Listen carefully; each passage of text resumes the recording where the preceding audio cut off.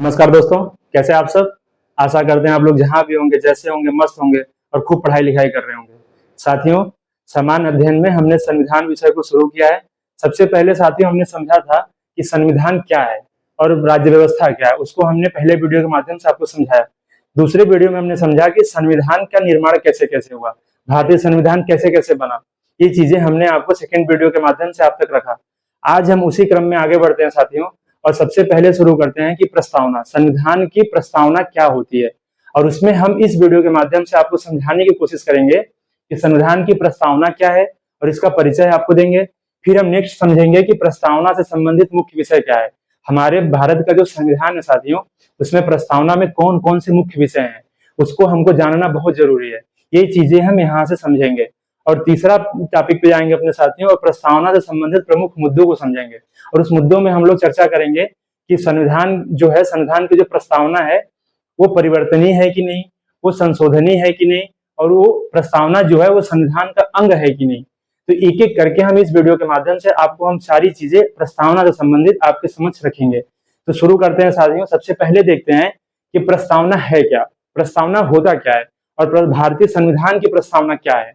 ये चीजें आपको हम समझाने की कोशिश करते हैं। तो सबसे पहले साथियों आप हेडिंग दे देना, चैप्टर का नाम संविधान की प्रस्तावना, और उसके नीचे फर्स्ट पेज पे ये इंडेक्स बना लेना कि हम पढ़ेंगे क्या क्या। और उसके बाद नेक्स्ट पेज पे आप ये हेडिंग देना कि प्रस्तावना है क्या और प्रस्तावना का परिचय क्या है। इसको हम समझते चलेंगे, फिर यहाँ पे ये समझेंगे, फिर उसके बाद हम ये समझते चलेंगे। तो हम शुरू करते हैं साथियों और समझते हैं कि प्रियम्बल क्या होता है। प्रियम्बल, प्रियम्बल होता क्या है, प्रस्तावना होता क्या है। तो इसको समझते हैं साथियों, आसान से समझते हैं साथियों। प्रस्तावना से संबंधित साथियों एक आधे क्वेश्चन तो हर एक एग्जाम में आ ही जाता है। अगर कॉन्स्टिट्यूशन से क्वेश्चन आ रहा है तो प्रस्तावना से एक आधे क्वेश्चन तो आता ही आता है। समझते हैं साथियों प्रस्तावना क्या है। प्रस्तावना साथियों इसका हिंदी इंग्लिश नाम होता है प्रियम्बल। और साथियों आप एक चीज समझना यहाँ पे, जैसे आप कोई बुक खरीद के लाते होगे, कोई भी बुक खरीद के लाते होगे, या history, geography, polity, economic science, कोई भी बुक खरीद के लाते होगे, तो उसके एक दो पेज के बाद देखते होगे वहां पे एक भूमिका लिखा होता है। लिखा होता है ना, उस भूमिका के बारे में ये बताया गया होता है कि अंदर बुक में क्या क्या चीजें हैं। ठीक है, आप किसी भी बुक को उठा के देखना, उसमें ये चीजें होती है, हर एक बुक में होती है, उसमें भूमिका लिखा होता है। और भूमिका में ये बताई जाती है कि कब ये बुक का निर्माण हुआ, किसने लिखा इसको, और कब ये लागू हुआ, मतलब कि इसमें बुक में अंदर क्या क्या चीजें हैं, वो सारी चीजें किसी भी बुक के अगर फर्स्ट या सेकंड पेज पे देखोगे ना, तो वहां पे वो सारी चीजें लिखी होती है। ठीक उसी प्रकार से साथी है हमारा जो प्रियम्बल है ना, जो भूमिका है, इसको हम लोग भूमिका या आमुख भी कहते हैं। आमुख, भूमिका, इसको हम भूमिका भी कहते हैं। और इसमें साथियों ये लिखा गया है, प्रस्तावना में ये लिखा गया है कि हमारे जो संविधान का स्रोत क्या है, संविधान की स्रोत क्या है, संविधान का उद्देश्य क्या है, ये सारी चीजें प्रस्तावना में लिखी है। संविधान का उद्देश्य क्या है, संविधान का स्रोत क्या है, और संविधान को कब लागू किया गया, संविधान की महत्व क्या है। ये एक पेज में सबसे पहले संविधान जब आप पढ़ोगे, बुक को जब उठाओगे, तो उसके फर्स्ट पेज पे ये सारी चीजें वहां पे लिखी है। इसी को हमने नाम दे दिया साथियों प्रस्तावना का। ये एक तरीके से भूमिका ही होती है। किसी भी बुक में अगर आप स्टार्टिंग में देखोगे साथियों, तो किसी भी बुक में वो भूमिका लिखी होती है। ठीक उसी प्रकार से संविधान क्या है हमारी, संविधान तो एक लिखित दस्तावेज है। हमने आपको पहले ही बताया था कि संविधान जो है एक लिखित दस्तावेज होता है। इसमें बहुत सारी चीजें लिखी हुई हैं एक एक करके। अब उस एक एक करके जो चीजें लिखी गई हैं उसको सबसे पहले एक पेज में डिफाइन किया गया है कि हमारे संविधान का स्रोत क्या है, हमारे संविधान की प्रकृति क्या है, हमारे संविधान का उद्देश्य क्या है, और हमारे संविधान को कब लागू किया गया, उसकी तिथि क्या है। ये चार चीजें हमारे फर्स्ट पेज में बताई गई है। उसी को हमने नाम दे दिया प्रस्तावना। तो आई होप आप लोग समझ गए होंगे प्रस्तावना क्या है। प्रस्तावना फर्स्ट पेज पे लिखी गई एक शार्ट नोट्स है, शार्ट नोट्स ही कह सकते हैं इसको, जिसमें बताया गया है कि हमारे संविधान का उद्देश्य, हमारे संविधान की प्रकृति, हमारे संविधान का स्रोत, और हमारे संविधान को कब लागू किया गया। ये चार चीजें वहां पे अच्छे से लिखी गई है। तो इसी को हम कहते हैं प्रस्तावना। प्रस्तावना क्या है साथियों, लिख लेना एक लाइन में। प्रस्तावना क्या है, प्रस्तावना साथियों भूमिका। प्रस्तावना को क्या कहते हैं, भूमिका। प्रस्तावना क्या है, जैसे किसी भी बुक के स्टार्टिंग में भूमिका होती है, वैसे प्रस्तावना जो है संविधान के स्टार्टिंग में लिखी गई एक भूमिका है। प्रस्तावना क्या हो गई, भूमिका हो गई, पहली बात। दूसरी बात साथियों, संविधान, जो संविधान का जो परिचय दे रहा है, प्रस्तावना क्या कर रहा है, प्रस्तावना संविधान का परिचय भी तो दे रहा है ना कि संविधान है क्या। तो ये एक प्रकार से प्रस्तावना क्या है साथियों, संविधान का क्या है, परिचय पत्र। परिचय पत्र, इसको संविधान का परिचय पत्र किसने कहा था? इसको एक बहुत ही बड़े साथियों, एक बहुत ही बड़े ये थे, क्या संविधानविद थे, मतलब कॉन्स्टिट्यूशन के बहुत ज्यादा नॉलेज रखते थे, वो M.N. पालकीवाला। तो पालकीवाला जो थे साथियों, पालकीवाला, इन्होंने इसको प्रस्तावना को क्या कहा? पालकीवाला ने संविधान को प्रस्तावना का परिचय पत्र कहा, क्योंकि ये संविधान का परिचय दे रहा है कि संविधान का है क्या, संविधान में क्या क्या चीजें हैं। भूमिका हो कहते हैं इसको, इसको परिचय पत्र भी कहते हैं। इसको साथियों हम एक चीज और कहते हैं, उद्देशिका। ये संविधान का उद्देश्य प्रस्तुत कर रहा है, इसलिए हम इसको क्या कहते हैं? इसको हम उद्देशिका भी कहते हैं। अब उद्देशिका क्यों कहते हैं, इस पे भी एक डिबेट है। हमने आपको संविधान का जो निर्माण है साथियों, उस वीडियो में आपको बताया था, हमने आपको क्या बताया था, ध्यान कीजिएगा, आप पढ़ लिख रहे होंगे, आप नोट्स अगर बनाए होंगे तो आपको याद होगा। हमने आपको बताया था कि 13 दिसंबर 1946 को 13 दिसंबर 1946 को पंडित जवाहरलाल नेहरू ने संविधान सभा में एक उद्देश्य प्रस्ताव रखा था। क्या रखा था? उद्देश्य प्रस्ताव। संविधान सभा में जो नेहरू जी ने क्या रखा था? नेहरू जी ने 13 दिसंबर 1946 को क्या रखा था? एक उद्देश्य प्रस्ताव रखा था। क्या रखा था? उद्देश्य प्रस्ताव। ये उद्देश्य प्रस्ताव साथियों, उद्देश्य प्रस्ताव में उन्होंने यही रखा था कि संविधान कैसी होनी चाहिए, संविधान में क्या क्या चीजें होनी चाहिए, संविधान का उद्देश्य क्या होनी चाहिए, ये सारी चीजें नेहरू जी ने उद्देश्य प्रस्ताव में रखा था। और इसी को साथियों हमने वो सेकंड वीडियो में देखना, हमने आपको बताया था कि इसी को साथियों 24 जनवरी कब अपनाया गया था? इसको 24 जनवरी 1947 को, इसको साथियों 24 जनवरी 1947 को इसको स्वीकार कर लिया गया था, संविधान सभा द्वारा स्वीकार कर लिया गया था। और यही साथियों जो उद्देशिका थी, ये उद्देश्य प्रस्ताव जो था, यही जो आगे चल के हमारी क्या बन गई? प्रस्तावना बन गई। यही हमारी जो उद्देश्य प्रस्ताव जो 13 दिसंबर 1946 को रखा था, वो नेहरू जी ने संविधान सभा में, यही आगे चल के हमारी क्या बन गई? यही आगे चल के हमारी उद्देशिका बन गई। और इसी को हम लोग क्या कहते हैं? प्रस्तावना। इसी को क्या कहते हैं? प्रस्तावना। तो संविधान की जो प्रस्तावना है, संविधान की जो प्रस्तावना है, उसको हम भूमिका भी कहते हैं। किसी भी बुक की जो भूमिका होती है, वैसे ही प्रस्तावना संविधान की भूमिका है, पहली बात। दूसरी बात, संविधान परिचय पत्र भी कहलाता है। संविधान का परिचय पत्र क्या कहलाता है? प्रस्तावना कहलाता है, पालकीवाला ने कहा था। तीसरी बात, संविधान की प्रस्तावना को हम लोग उद्देशिका भी कहते हैं। उद्देशिका क्यों कहते हैं? क्योंकि नेहरू जी ने जो उद्देश्य प्रस्ताव रखा था संविधान सभा में, उसी को 24 जनवरी 1947 को अपना लिया गया था। वही हमारी क्या बन गए थे? उद्देशिका। उद्देशिका का मतलब प्रस्तावना। तो प्रस्तावना है क्या? आई होप आप लोग समझ गए होंगे। प्रस्तावना क्या है? एक भूमिका होती है, परिचय पत्र होता है, पालकीवाला ने इसको दिया था, और एक उद्देशिका होती है। ये चीजें आप लोग समझ गए आई होप। तो प्रस्तावना क्या है, ये चीजें समझ गए। इसमें कुछ कुछ चीजें हैं साथियों, इसको भी यहीं से समझते चलते हैं। इसी के साथ साथ की और क्या क्या चीजें हैं, जैसे कि प्रस्तावना को, संविधान का जो प्रस्तावना है हमारे, उसको कहाँ से लिया गया? तो प्रस्तावना को लिया कहाँ से गया? तो प्रस्तावना को कहाँ से लिया गया साथियों? लिख लेना यही नीचे। प्रस्तावना को साथियों यूएसए से लिया गया, यूएसए के संविधान से, संयुक्त राज्य अमेरिका के संविधान से, अमेरिका के संविधान से प्रस्तावना को लिया गया है। पहली बात, प्रस्तावना की जो भाषा है, भाषा या शिल्प किस देश से लिया गया है? किस देश से लिया गया है? वो ऑस्ट्रेलिया से लिया गया है। कहां से लिया गया है? ऑस्ट्रेलिया से। ठीक बात, ये लिख लेना कि प्रस्तावना को लिया कहां से गया है? प्रस्तावना को लिया कहां से गया है? यूएसए, अमेरिका से लिया गया है। प्रस्तावना की भाषा या शिल्प कहां से ली गई है? तो प्रस्तावना की भाषा या शिल्प कहां से ली गई है? ऑस्ट्रेलिया से ली गई है। प्रस्तावना साथियों इतना समझ गए कि प्रस्तावना है क्या, प्रस्तावना को क्यों उद्देशिका कहा जाता है, क्योंकि उद्देश्य प्रस्ताव उसी नेहरू जी ने लाया था, उसी को अपना लिया गया, इसलिए इसको उद्देशिका कहा जाता है। क्यों इसको परिचय पत्र कहा था? क्योंकि एक बहुत बड़े संविधानविद थे पालकीवाला जी ने, इन्होंने इसको इसका परिचय पत्र कहा।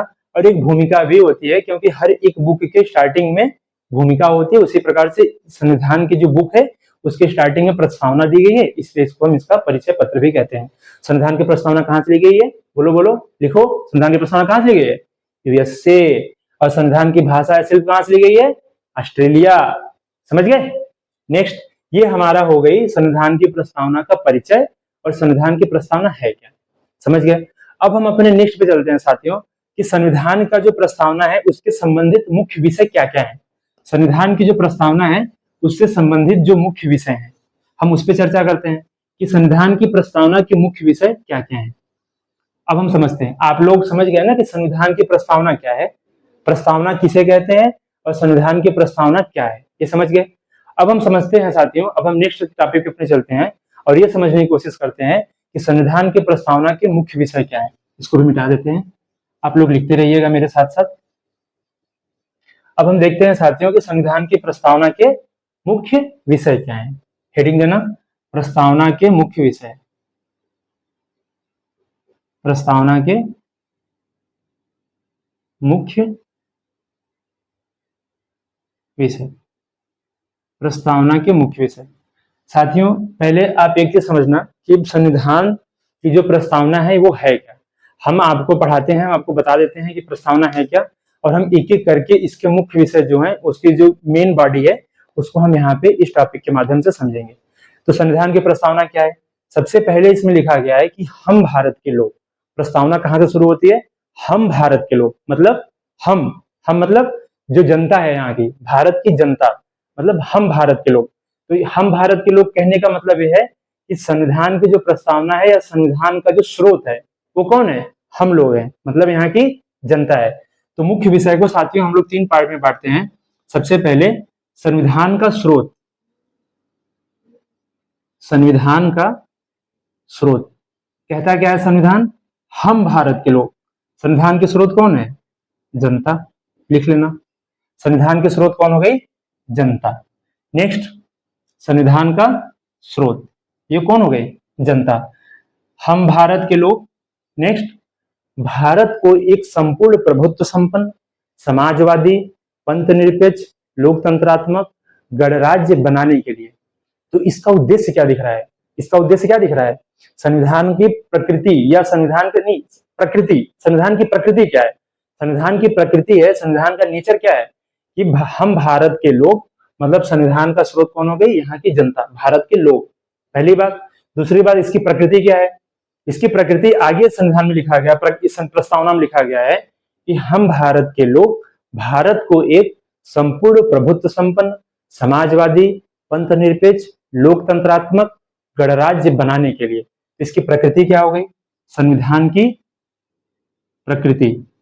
प्रकृति क्या है साथियों, संविधान की प्रकृति क्या है, प्रकृति क्या है, पहली बात कह रहा है कि हम भारत के लोग भारत को एक क्या बनाना है, संपूर्ण, क्या बनाना है, संपूर्ण प्रभुत्व संपन्न, संपूर्ण प्रभुत्व संपन्न, समाजवादी, संपूर्ण प्रभुत्व संपन्न समाजवादी, पंथ निरपेक्ष।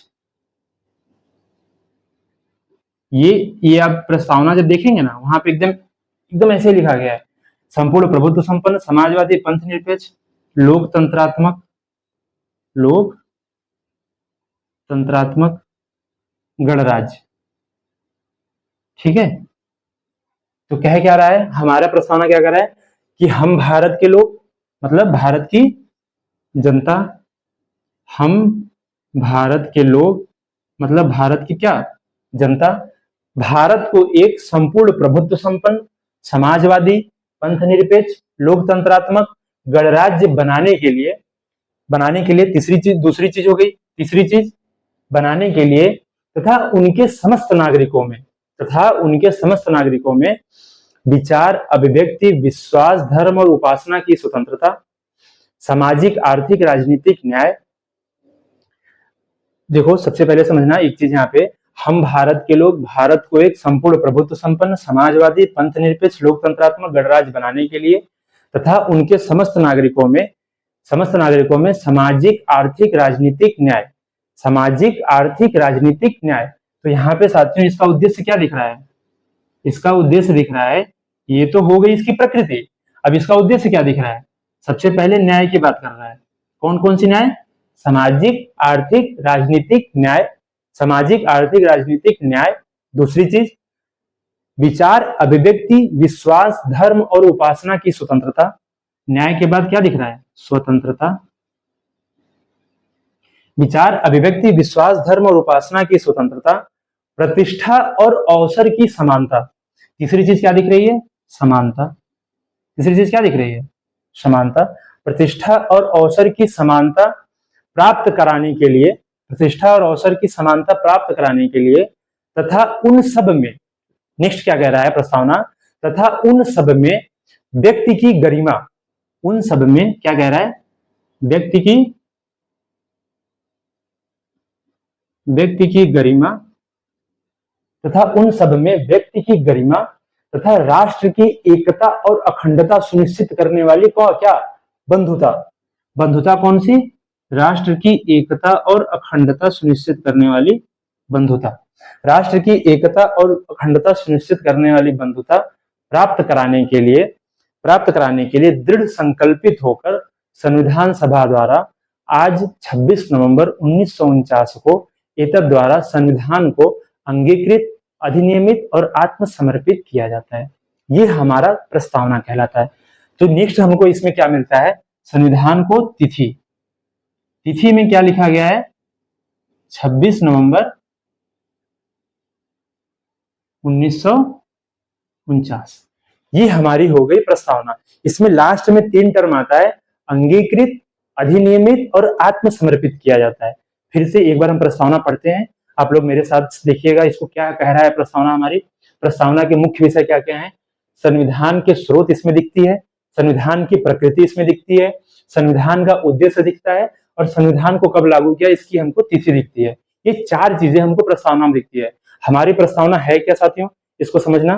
पहला बात, हम भारत के लोग, मतलब इसकी स्रोत दिख रही है कि हम भारत के लोग मतलब हम जनता। पहली बात हो गई। हम भारत के लोग भारत को एक संपूर्ण प्रभुत्व संपन्न, समाजवादी, पंथ निरपेक्ष, लोकतंत्रात्मक गणराज्य बनाने के लिए, तो इसकी प्रकृति दिख रही है, इसकी जो नेचर है वो दिख रही है कि हम मतलब कि देश को, अपने भारत देश को हम लोग कैसे बनाएंगे, हम इस संविधान को कैसा बनाएंगे, ये इसकी नेचर दिख रही है यहाँ से बनाने के लिए। तथा इनके समस्त नागरिकों में सामाजिक, आर्थिक, राजनीतिक न्याय, विचार, अभिव्यक्ति, विश्वास, धर्म और उपासना की स्वतंत्रता, विचार, अभिव्यक्ति, विश्वास, धर्म और उपासना की स्वतंत्रता, प्रतिष्ठा और अवसर की समानता उपलब्ध कराने के लिए तथा उन सब में व्यक्ति की गरिमा तथा राष्ट्र की एकता और अखंडता सुनिश्चित करने वाली बंधुता को बढ़ाने के लिए दृढ़ संकल्पित होकर संविधान सभा में आज 26 नवंबर 1949 को एतद द्वारा संविधान को अंगीकृत, अधिनियमित और आत्मसमर्पित करते हैं। ये हमारी हो गई प्रस्तावना। अब इसमें ये चीजें निकल के आती है कि भारत के लोग क्या कहने का, ये इसका कहने का मतलब क्या है प्रस्तावना का, इसका क्या मतलब है, समाजवादी का क्या मतलब है, पंथ निरपेक्ष का क्या मतलब है, लोकतंत्रात्मक का क्या मतलब है और गणराज्य का क्या मतलब है। ये चीजें हम एक एक करके समझेंगे। फिर न्याय में कितने प्रकार के न्याय की बात की गई है, ये एग्जाम में साथियों पूछता है। एग्जाम में पूछता है कि प्रस्तावना में कितने प्रकार की न्याय की बात की गई है, उसमें 4 ऑप्शन दे देगा, उसमें से 3 ही होता है। न्याय तो 3 प्रकार की है, कौन कौन सी? सामाजिक, आर्थिक और राजनीतिक। लिख लेना यहीं पे 3 प्रकार की न्याय। अब हम जब पढ़ाएंगे ना, उद्देश्य में आएंगे तो हम आपको डिटेल में लिखवा देंगे। 3 प्रकार की न्याय की बात की गई है, सामाजिक, आर्थिक और राजनीतिक। ये 3 प्रकार की न्याय की बात की गई है। 5 प्रकार की स्वतंत्रता की बात की गई है, विचार, अभिव्यक्ति, विश्वास, धर्म और उपासना। ये 5 प्रकार की स्वतंत्रता है। समानता, प्रतिष्ठा और अवसर की 2 प्रकार की, प्रतिष्ठा और अवसर की समानता की बात की गई है। व्यक्ति की गरिमा की बात की गई है और राष्ट्र की एकता और अखंडता सुनिश्चित करने वाली बंधुता की बात की गई है। और इसको लागू कब किया गया? 26 नवंबर 1949 को इसको अपनाया गया है, अंगीकृत, अधिनियमित और आत्म समर्पित किया गया है। ठीक है, ये चीजें हो गई। हम आते हैं, सबसे पहले समझते हैं कि संविधान के स्रोत कौन है? जनता, भारत के लोग। ऐसा क्यों लिखा गया है, ये चीज समझते हैं। साथियों एक चीज आप समझना कि जब नेहरू जी ने उद्देश्य प्रस्ताव पेश किया था 13 दिसंबर 1946 को संविधान सभा में, तब उन्होंने कहा कि यार संविधान सभा का तो गठन किए हैं हम लोग, संविधान की सभा का गठन अप्रत्यक्ष निर्वाचन से हम लोग चुन के आए हैं, लेकिन संविधान ऐसा बनाओ ना कि हर एक व्यक्ति को लगे, हर एक व्यक्ति को जो भारत में रह रहा है, हर एक व्यक्ति को ऐसा फील हो कि हम लोगों द्वारा बनाया गया है, मतलब मैंने खुद इसका निर्माण किया है। ऐसा फील कराओ उनको। तो इसमें पहला वाक्य लिख दो कि हम भारत के लोग, मतलब कि सब लोग मिलके इस कॉन्स्टिट्यूशन का निर्माण किए हैं, इस संविधान का निर्माण किए हैं। ऐसा फील कराने के लिए, ऐसा लोगों को दिखाने के लिए संविधान में सबसे पहला वाक्य यही लिखा गया है, हम भारत के लोग। और दूसरी बात साथियों यहीं पे समझते चलना कि भारत क्या है, भारत एक लोकतांत्रिक देश है। भारत एक क्या है, भारत एक लोकतांत्रिक देश है। हम समझेंगे कि लोकतंत्र किसे कहते हैं, यहाँ पे हम समझेंगे कि लोकतंत्र किसे कहते हैं, यहाँ पे हम समझेंगे। लेकिन एक चीज समझना, भारत एक लोकतांत्रिक देश है। लोकतंत्र में क्या होता है साथियों कि हर एक व्यक्ति को चुन के यहाँ पे भेजा जाता है। ये मतलब उनपे शासन कौन करेगा, नीति निर्माता कौन होगा, ये वहां के जनता निर्धारित करते हैं। तो इसलिए हम लोग यहाँ पे लिखे हैं कि हम भारत के लोग, मतलब भारत की जनता। इससे ये दिखता है साथियों कि प्रस्तावना जो है इसमें भारत की जनता का बहुत महत्वपूर्ण योगदान है, और भारत की जनता जो है इस प्रस्तावना को निर्माण की है। तो इसलिए यहाँ पे लिखा गया संविधान को कि हम भारत के लोग। तो संविधान का स्रोत कौन हो गया, हम भारत के लोग। अगर कभी एग्जाम में पूछ दे कि संविधान का स्रोत कौन है, संविधान का जो रिसोर्सेस है, संविधान का जो सोर्स है वो कौन है, तो कौन है, हम भारत के लोग। तो हम भारत के लोग क्यों लिखा गया, आई होप समझ में आ गया। इसीलिए लिखा गया क्योंकि हर एक व्यक्ति को ये फील कराना था, हर एक व्यक्ति को ये महसूस कराना था कि हमने खुद इस कॉन्स्टिट्यूशन का निर्माण किया है। इसलिए यहाँ पे लिखा गया हम भारत के लोग। और साथियों एक चीज समझना, संविधान साथियों वही महत्वपूर्ण होता है, संविधान वही महत्वपूर्ण होता है, संविधान बनाने से किसी भी देश के संविधान नहीं महत्वपूर्ण हो जाती।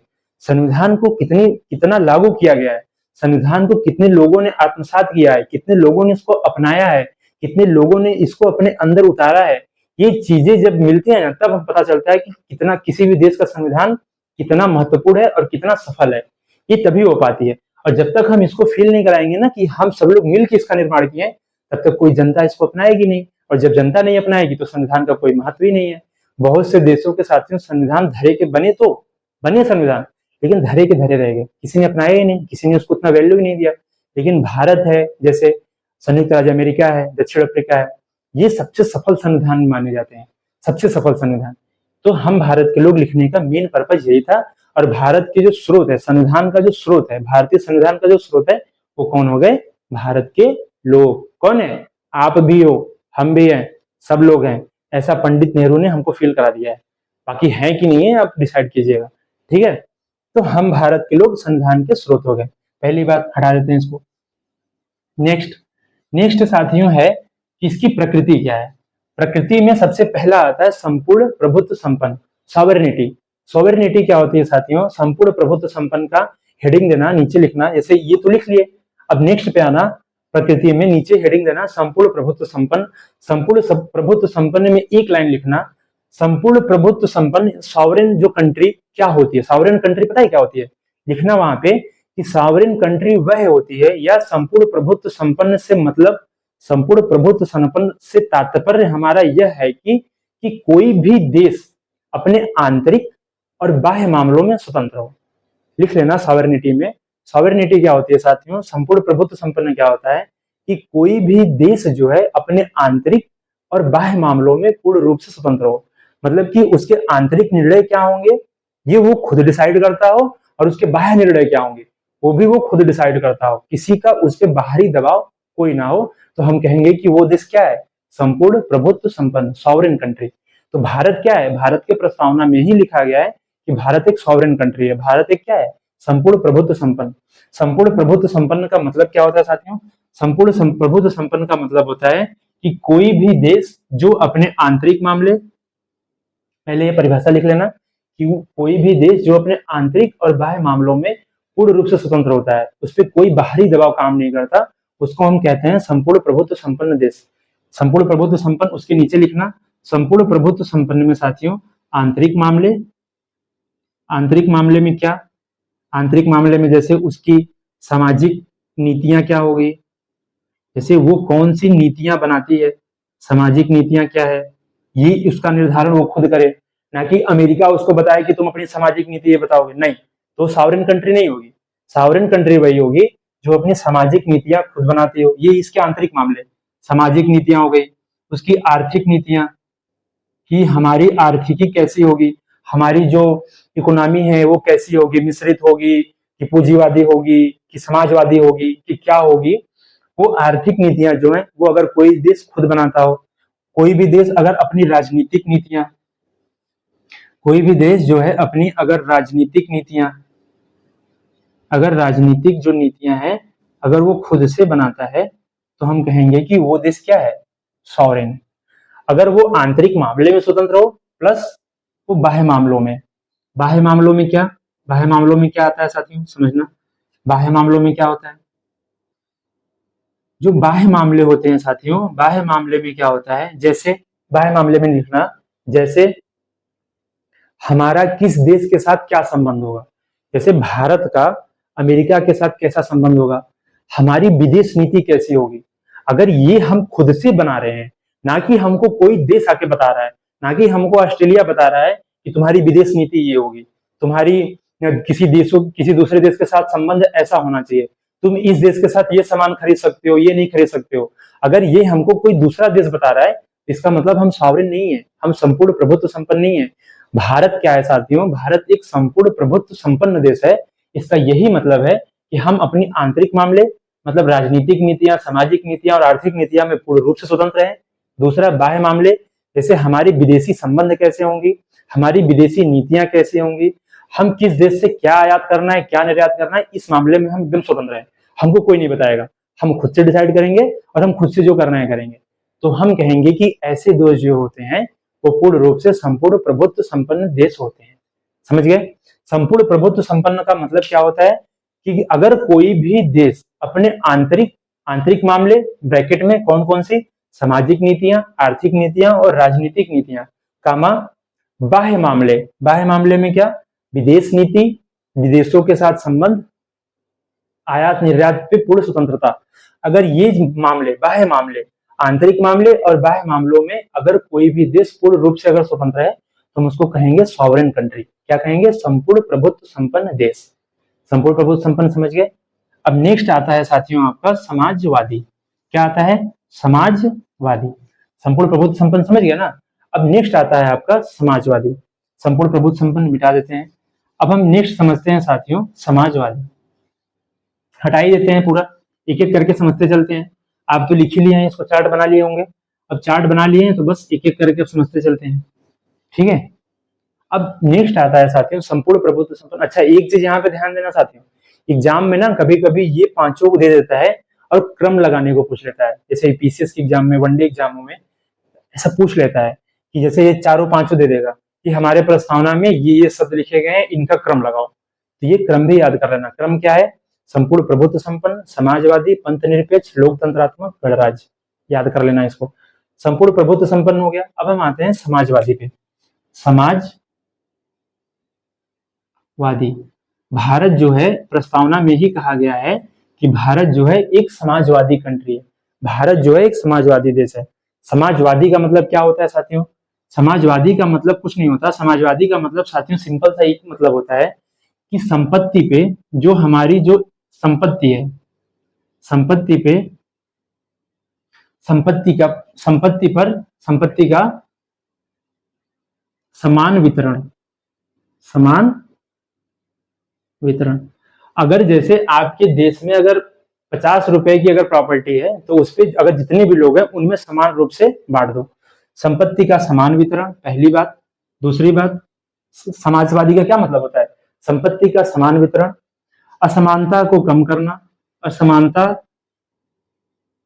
को कम करना, असमानता को कम करना मतलब, असमानता को कम करना मतलब कि किसी भी व्यक्ति के पास ऐसा नहीं है कि 1 लाख करोड़ हो और किसी के पास 1 रुपया भी ना हो। ये असमानता को कम करोगे तो ये समाजवादी देश कहलाते हैं। ये इनमें क्या होता है कि संपत्ति को समान रूप से वितरण कर दिया जाता है और असमानता को कम करने की कोशिश की जाती है।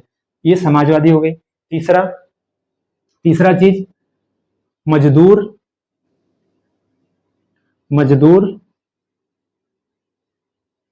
और जो वंचित वर्ग हैं, वंचित वर्गों को न्याय। जैसे जो मजदूर हैं, जो मजदूरी कर रहे हैं, जो वंचित वर्ग हैं, उनको हम न्याय उपलब्ध कराएं। उनको हम ये उपलब्ध कराएं कि आपको मतलब कि वेतन कितना, ऐसा नहीं कि उनका शोषण किया जाए। शोषण नहीं होगा यहाँ पे। समाजवादी जो देश होते हैं वहां पे मजदूर और वंचित वर्गों के साथ न्याय किया जाता है। चौथा, शोषण की समाप्ति, शोषण को कम किया जाता है।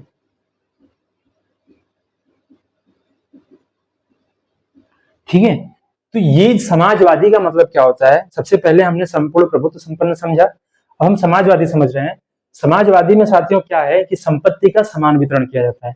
जैसे आपके देश में जितना भी एसेट है, उस एसेट को हर एक व्यक्ति में समान रूप से डिवाइड कर दो कि अच्छा इस व्यक्ति के पास इतना, इस व्यक्ति के पास इतना, इस व्यक्ति के पास इतना, समान रूप से डिवाइड कर दिए। तो ये हो गया संपत्ति का समान रूप से वितरण। असमानता को कम करना, जब संपत्ति को समान रूप से वितरण करोगे तो बेसिकली लोगों में असमानता कम होगी। तो असमानता अगर कम हो रही है तो क्या हो गई? समाजवादी। मजदूर और वंचित वर्गों को न्याय दिया जाता है। राज्य जो होता है, जो किसी भी देश का जो राज्य है, जो देश है, वो ये पूरी तरीके से भरसक प्रयास करता है कि मजदूर और वंचित वर्गों के साथ न्याय हो, किसानों के साथ न्याय हो, गरीबों के साथ न्याय हो।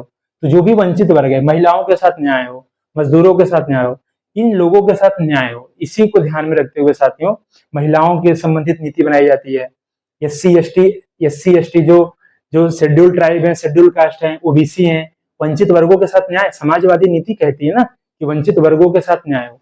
तो वंचित वर्गों के साथ न्याय को देखते हुए हम लोग ये नीतियां बनाते हैं। शोषण को कम किया जा सके, इससे संबंधित बहुत सारी नीतियां किसी भी देश में बनाई जाती हैं। तो हम कह देंगे कि अगर ये देश, कोई भी देश ऐसा अगर काम कर रही है तो हम कहेंगे कि समाजवादी। समाजवादी साथियों कुछ नहीं होता, समाजवादी एक विचारधारा होता है। समाजवादी क्या होता है साथियों? एक क्या होता है? एक विचारधारा होता है। समाजवादी एक विचारधारा होता है और समाजवादी में ये सब सारी चीजें आती हैं। समाजवादी का मतलब इतना है कि संपत्ति का समान रूप से वितरण करो, शोषित और वंचित वर्गों के साथ न्याय करो और जो शोषण है उनको समाप्त करो, लोगों में असमानता को कम करो। तो हम कहेंगे कि ये समाजवादी कंट्री है। तो भारत कैसा देश है? भारत एक समाजवादी देश है। भारत संपूर्ण प्रभुत्व संपन्न देश है। भारत समाजवादी देश है। तीसरा चीज, संपूर्ण प्रभुत्व संपन्न समाजवादी। तीसरा चीज, भारत एक लोकतांत्रिक देश है। तो लोकतंत्रात्मक, संपूर्ण प्रभुत्व संपन्न समाजवादी, पंथ निरपेक्ष। सबसे तीसरा आता है पंथ निरपेक्ष, उसके बाद चौथा लोकतंत्रात्मक, उसके बाद पांचवा है गणराज्य। तो हम लोग समझते हैं कि पंथ निरपेक्ष क्या है। ठीक है, पंथ निरपेक्ष, पंथ निरपेक्ष ध्यान से समझना। हमारे संविधान की जो प्रकृति है उसमें 5 चीजें है: संपूर्ण प्रभुत्व संपन्न, समाजवादी, पंथ निरपेक्ष, लोकतंत्रात्मक, गणराज्य। तो हम लोग संपूर्ण प्रभुत्व संपन्न और समाजवादी समझ गए। अब हम लोग समझते हैं कि अच्छा एक चीज यहीं पे समझते चलते हैं साथियों कि समाजवाद जो होता है, समाजवाद ये मुख्य रूप से 2 प्रकार की होती है। यहीं पे हम एक चीज समझ लेते हैं, हालांकि ये आगे भी आएगा, लेकिन हम आपको यहीं पे एक चीज बताते चलते हैं कि समाजवाद में साथियों 2 चीजें होती है। एक तो होती है मार्क्सवाद, एक होती है साथियों लोकतंत्रात्मक समाजवाद, लोकतंत्रात्मक समाजवाद। ठीक है, जो समाजवाद की परिभाषा है कि शोषितों को शोषण कम करो, वंचितों को न्याय दो, मजदूरों को न्याय दो, किसानों को न्याय दो। मार्क्सवाद साथियों कहता है कि ये सब जो चीजें हैं वो राज्य के बस की नहीं है, राज्य नहीं कर सकता, इसलिए हमको इसको लड़के झगड़ के मारपीट करके हिंसा करके हमको लेनी चाहिए। तो मार्क्सवाद कहता है साथियों, मार्क्सवाद कहता है कि जो भी समाजवाद की डिफिनेशन है ये हिंसा को वैल्यू देता है, हिंसा के द्वारा प्राप्त करने की कोशिश करता है। ये क्या करता है साथियों? मार्क्सवाद क्या कहता है कि हिंसा के द्वारा, लड़ाई झगड़ा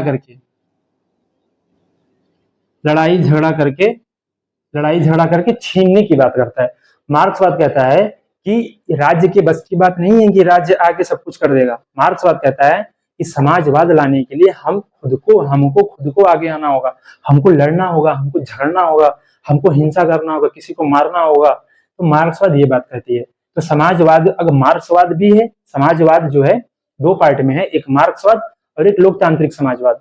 तो मार्क्सवाद कहता है, मार्क्सवाद हिंसा को बढ़ावा देता है कि हम लड़ेंगे, झगड़ेंगे, मार करेंगे और हम अपने समाजवाद पालेंगे। हम समाज ये क्या करते हैं साथियों कि ये किसी भी संपत्ति पे अटैक करते हैं, किसी भी संसाधन पे अटैक करते हैं और अटैक करने के बाद जो संसाधन उनको मिलता है उसको बांट देते हैं सभी लोगों में, हिंसा के द्वारा, इन सब के द्वारा। और दूसरी तरफ एक लोकतांत्रिक समाजवाद है। लोकतांत्रिक समाजवाद कहता है कि आप यार चुनाव कराओ, लोगों में चुनाव कराओ, राज्य का निर्माण करो। ये राज्य के द्वारा समाजवाद की बात करता है, राज्य के द्वारा। ये शांति की बात करता है कि चुनाव कराओ, एक राज्य का निर्माण करो और राज्य शांतिपूर्वक लोगों को बांट दे, लोगों के साथ न्याय करे। ये शांति की बात करता है। पंडित नेहरू जो थे वो इसी समाजवाद के समर्थक थे।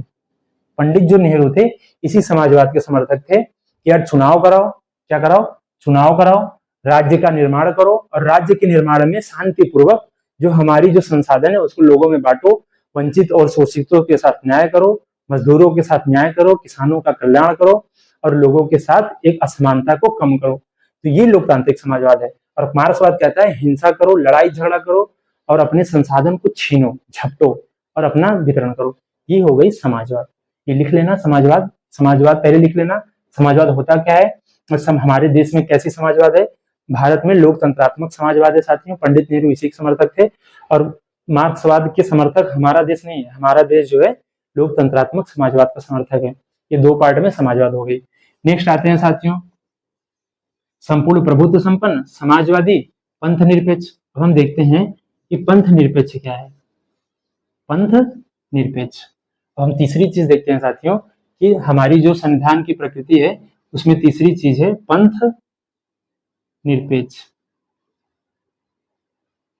पंथ निरपेक्ष मतलब सेक्युलर।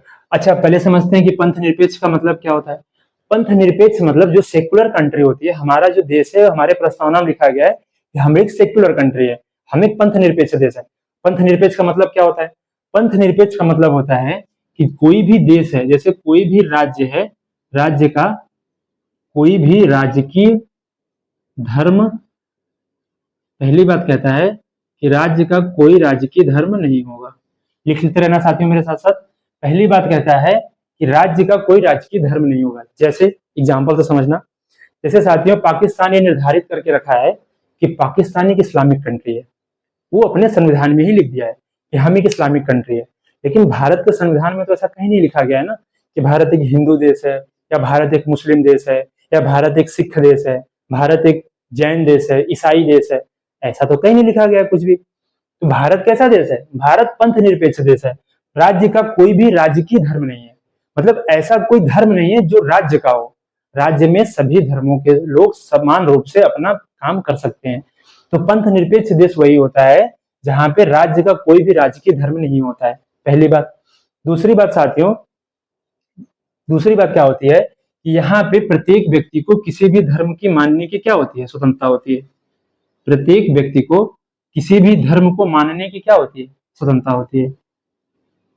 प्रत्येक व्यक्ति को, पंथ निरपेक्ष जो देश होता है, सेकुलर देश जो होता है, प्रत्येक व्यक्ति को किसी भी धर्म को मानने की क्या होती है, प्रत्येक व्यक्ति को किसी भी धर्म को मानने की क्या होती है, स्वतंत्रता।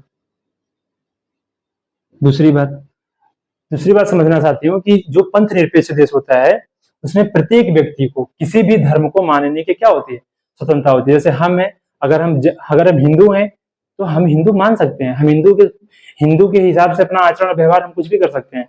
अगर हम मुस्लिम धर्म मानना चाहें तो मुस्लिम धर्म भी मान सकते हैं। इसीलिए हमारा देश क्या है, पंथ निरपेक्ष देश है। यहाँ पे ये नहीं होगा कि राज्य जाके हमको कहेगा कि तुम हिंदू हो, तुम हिंदू धर्म अपनाओ, या तुम मुस्लिम हो, तुम मुस्लिम धर्म अपनाओ। तो पंथ निरपेक्ष देश वो होता है यहाँ पे प्रत्येक व्यक्ति जो होता है वो किसी धर्म को मानने के लिए स्वतंत्र होता है। ऐसा नहीं होता कि वो उसको जबरदस्ती कोई धर्म अपनाया जाएगा, ऐसा नहीं। राज्य का कोई भी राजकीय धर्म नहीं होता। राज्य में ये निर्धारित नहीं होता कि हमारा देश एक हिंदू राष्ट्र है, हमारा देश एक मुस्लिम राष्ट्र है। और जो भी राज्य में जो भी व्यक्ति हैं उनको कोई भी धर्म मानने की स्वतंत्रता होती है। दूसरी बात। तीसरी बात साथियों क्या होता है कि राज्य जो है धर्म के आधार पर भेदभाव नहीं करता है। तीसरी बात क्या होती है कि राज्य जो है, मतलब राज्य का मतलब कि कोई भी देश जो है धर्म के आधार पे, कि तुम हिंदू हो तो तुमको इतना दिया जाएगा, तुम मुस्लिम हो तो तुमको छीन लिया जाएगा, या तुम जैन हो तो तुमको दिया जाएगा, बुद्ध हो तो छीन लिया जाएगा, ऐसा नहीं।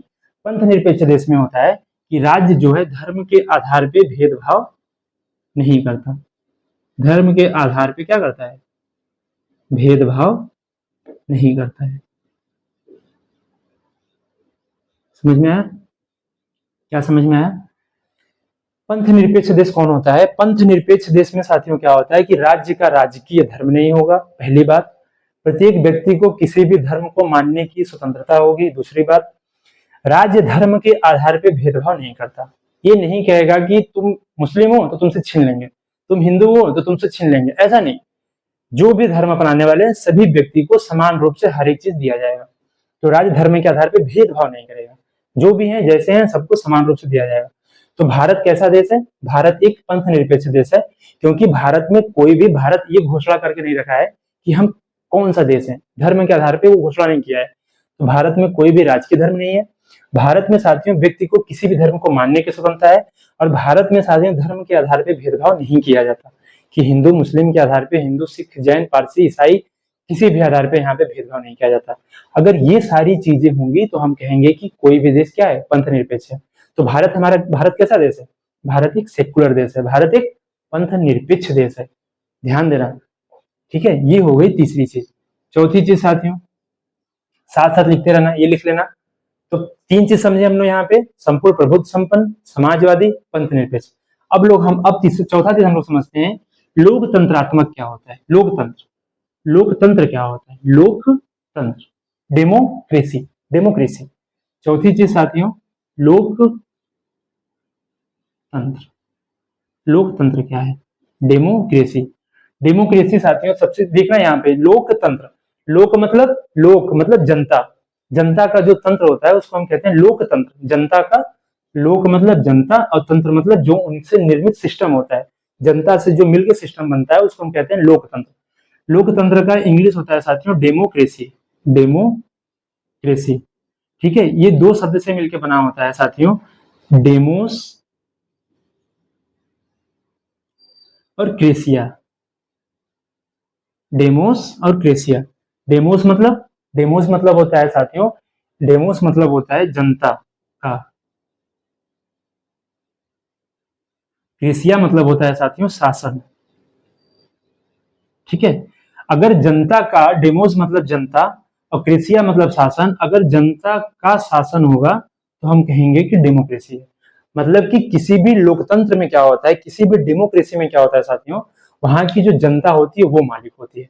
जनता जिसको चाहेगी उसको चुन के बैठा देगी। हमारा राष्ट्रपति, हमारा प्रधानमंत्री, हमारा मुख्यमंत्री, हमारा जो भी चीजें हैं, वो हमारा सांसद, हमारा विधायक, वो अपना चुन के खुद से भेजेगी।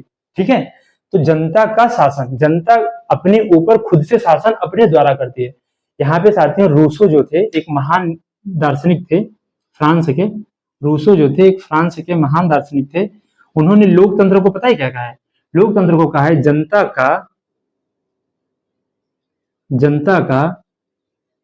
के द्वारा, जनता के द्वारा जनता का शासन। इसको उन्होंने कहा कि डेमोक्रेसी है। डेमोक्रेसी को इन्होंने एक बहुत अच्छे वर्ड में डिफाइन किया। जनता का मतलब कि हम लोग जो लोग हैं, जो जनता है, जो पीपुल है, voice of people, voice of God. इन्होंने भी कहा कि जनता की वाणी जो होती है वो ईश्वर की वाणी होती है। उन्होंने जो किसी भी देश में रहने वाले लोग हैं, जो voice of people is voice of God, मतलब कि voice of people is voice of God. जनता की जो वाणी होती है वो ईश्वर की वाणी होती है। जनता जिसको चाहे साथियों उसको अर्श से फर्श बैठा सकता है, और अगर जनता चाह जाए तो किसी भी व्यक्ति को फर्श से अर्श पे भी ला सकता है। अगर जनता चाह जाए तो किसी भी व्यक्ति को वोट देके प्रधानमंत्री बना सकता है। अगर वही जनता चाह जाए तो किसी भी व्यक्ति को प्रधानमंत्री से नीचे भी ला सकता है। तो जनता क्या होती है किसी भी देश में? जनता ईश्वर की वाणी होती है। Voice of people is voice of God, Rousseau ने कहा। और इन्होंने लोकतंत्र को बहुत अच्छे वर्डों में डिफाइन किया कि जनता का मतलब हम लोग के द्वारा और हम ही लोगों का शासन। इन्होंने कहा कि इसको कहते हैं लोकतंत्र। तो लोकतंत्र क्या होता है? अगर जनता का शासन जहां पे होगा, कि अगर कोई भी किसी भी देश में अगर वहां के लोग ये डिसाइड करते हैं कि हमारे ऊपर कौन शासन करेगा, तो हम लोग कहते हैं कि वहां पे डेमोक्रेसी है। डेमोक्रेसी आप लोग समझ गए होंगे। डेमोक्रेसी का मतलब होता है जनता का शासन। लिख लेना, डेमोक्रेसी का मतलब होता है डेमोक्रेसिया, जनता का शासन। यहाँ पे जनता जो है चुनाव करके ही अपना निर्धारण करती है कि हम पे कौन शासन करेगा। इसको हम कहते हैं डेमोक्रेसी। ये लिख लेना, रूसो का एक कोटेशन है।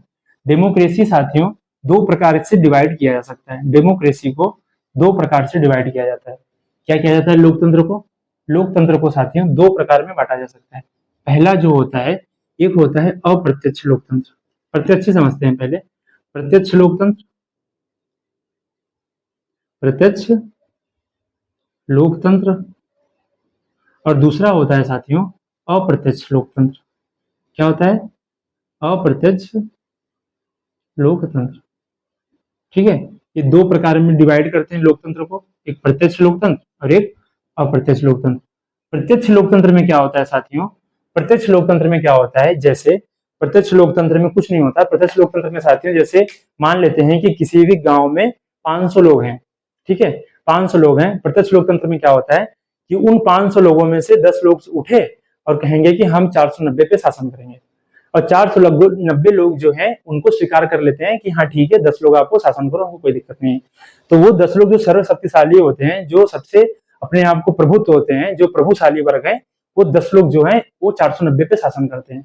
तो ये प्रत्यक्ष रूप से लोकतंत्र है। लोकतंत्र यहाँ भी है कि कुछ लोग जो है जनता के ऊपर शासन कर रहे हैं, लेकिन यहाँ पे प्रत्यक्ष लोकतंत्र है। प्रत्यक्ष का मतलब है जैसे 500 लोग हैं और उसमें से 10 लोग उठे, जो सबसे शक्तिशाली वर्ग है वहां उठे और 490 पे शासन करने लगे।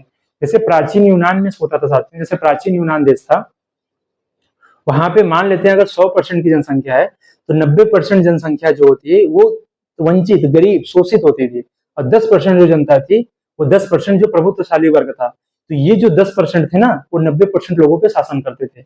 ये लोकतंत्र ही है। यहाँ भी कहेंगे कि लोकतंत्र है, यहाँ भी कहेंगे कि डेमोक्रेसी है। डेमोक्रेसी का मतलब साथियों आज के समय में बहुत विभेद है।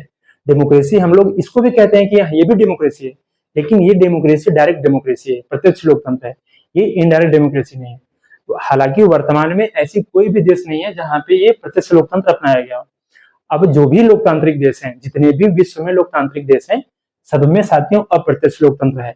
अप्रत्यक्ष लोकतंत्र क्या होता है? प्रत्यक्ष लोकतंत्र साथियों समझ गए होंगे। प्रत्यक्ष लोकतंत्र में कुछ लोग जनता, कुछ लोग जो होते हैं वो जनता में से कुछ लोग, जो प्रभुत्वशाली वर्ग होता है वही उठता है और अन्य लोगों पे शासन करने लगता है। तो कुछ महत्वपूर्ण या शक्तिशाली वर्ग द्वारा अन्य वर्गों पे शासन किया जाता है यहाँ पे प्रत्यक्ष लोकतंत्र में। अप्रत्यक्ष लोकतंत्र में क्या होता है? अप्रत्यक्ष लोकतंत्र में साथियों क्या होता है, यहाँ पे प्रतिनिधि चुना जाता है। क्या चुना जाता है? प्रतिनिधि। यहाँ पे जैसे हम लोग अपना विधायक चुनते हैं, हम लोग अपना सांसद चुनते हैं, यहाँ पे डायरेक्ट शासन नहीं करता कोई कि यहाँ पे अच्छा हम शासन करेंगे, चले हम शासन करने लगे, नहीं। अप्रत्यक्ष लोकतंत्र में क्या होता है, यहाँ पे जैसे हमको अगर चाहिए शासन करना है तो हम लोग चुनेंगे। जैसे हमको बीजेपी को चुनना है, हमको कांग्रेस को चुनना है, कि हमको आम आदमी पार्टी को चुनना है, हम लोग अपना प्रतिनिधि चुनते हैं कि हाँ विधायक को चुनाव कर दिए, वो विधायक जाएगा, वो हम पे शासन, नियम, कानून बनाएगा। तो एक तरह से डायरेक्ट नहीं है, एक तरह से क्या है, इनडायरेक्ट है। हम डायरेक्ट नियम कानून नहीं बना रहे हैं, लेकिन हमने जिनको चुना है, जो हमारे प्रतिनिधि हैं, वो हम पे शासन कर रहे हैं। तो अप्रत्यक्ष लोकतंत्र में क्या होता है साथियों, यहाँ पे प्रतिनिधि होते हैं। यहाँ पे हमने अपना प्रतिनिधि का क्या करते हैं, हम अपने प्रतिनिधि का क्या करते हैं, चुनाव करते हैं। हम अपने प्रतिनिधि का चुनाव करते हैं और ये प्रतिनिधि बाद में चल के हम पे क्या करते हैं, शासन करते हैं। तो इस तरीके से साथियों लोकतांत्रिक जो देश होते हैं वो मतलब कि चुनाव के द्वारा, प्रतिनिधि के द्वारा शासन करते हैं। और एक प्रत्यक्ष लोकतंत्र, हालांकि ये अभी किसी भी देश में नहीं है, ये किसी भी प्राचीन यूनान में पाया जाता था, लेकिन अभी जो है किसी भी देश में नहीं है। यहाँ पे साथियों प्रतिनिधि के द्वारा, प्रतिनिधि को चुना जाता है और वो चुने हुए प्रतिनिधि हम पे शासन, कानून, नियम, विनियम बनाते हैं। ये भी साथियों दो प्रकार की होती है, एक संसदीय, एक अध्यक्षात्मक। संसदीय और एक अध्यक्षात्मक। अध्यक्षात्मक, अध्यक्षात्मक, ये संसदीय होती है, पार्लियामेंट्री, और एक अध्यक्षात्मक होती है साथियों। इसको हम साथियों एकदम डिटेल में पढ़ेंगे जब हम पढ़ेंगे कि हमारे संविधान के, हमारा संविधान का स्ट्रक्चर कैसा है, तो हम वहां पे संसदीय और अध्यक्षात्मक पढ़ेंगे। भारत में साथियों संसदीय लोकतांत्रिक प्रणाली को अपनाया गया है। भारत में साथियों संसदीय लोकतांत्रिक प्रणाली को अपनाया गया है, और जो अध्यक्षात्मक लोकतांत्रिक प्रणाली है वो यूएसए में अपनाया गया है। ठीक है, तो ये आपको हम डिटेल में आगे वीडियो में समझाएंगे, कंफ्यूज मत होना। तो भारत में कैसा लोकतंत्र है साथियों, इनडायरेक्ट डेमोक्रेसी है। इनडायरेक्ट डेमोक्रेसी में भी भारत में कैसा है, पार्लियामेंट्री, संसदीय। भारत में अगर आपसे कोई पूछे, भारत में ये नहीं है भारत में अप्रत्यक्ष लोकतंत्र है। अप्रत्यक्ष लोकतंत्र में क्योंकि हम लोग अपना प्रतिनिधि चुनते हैं, हम लोग सांसद विधायक चुनते हैं, वो हम पे कानून बनाते हैं। और अप्रत्यक्ष लोकतंत्र में भी हमारे यहाँ संसदीय, हम लोग अध्यक्षात्मक प्रणाली नहीं अपनाते हैं, हम लोग संसदीय प्रणाली है। लोकतंत्र में भी हम लोग पार्लियामेंट्री सिस्टम अपनाए हुए हैं। ठीक है, ये हो गया लोकतंत्र। लोकतंत्र क्या है आप लोग आई होप समझ गए होंगे। लोकतंत्र में साथियों जनता जो है खुद से जनता के द्वारा जनता का शासन होता है। वॉइस यहाँ पे साथियों क्या होता है, रूसो ने कहा voice of people and voice of God, मतलब कि जो ईश्वर की वाणी होती है वो जनता की वाणी होती है, जनता की वाणी जो होती है वो ईश्वर की वाणी होती है। वॉइस ऑफ पीपुल जनता की वाणी, ईश्वर ऑफ वॉइस ऑफ गॉड, जनता की वाणी जो है ईश्वर की वाणी होती है। मतलब यहाँ पे सर्वे सर्वा जो होती है वो जनता ही होती है। ठीक है, तो ये हो गई डेमोक्रेसी।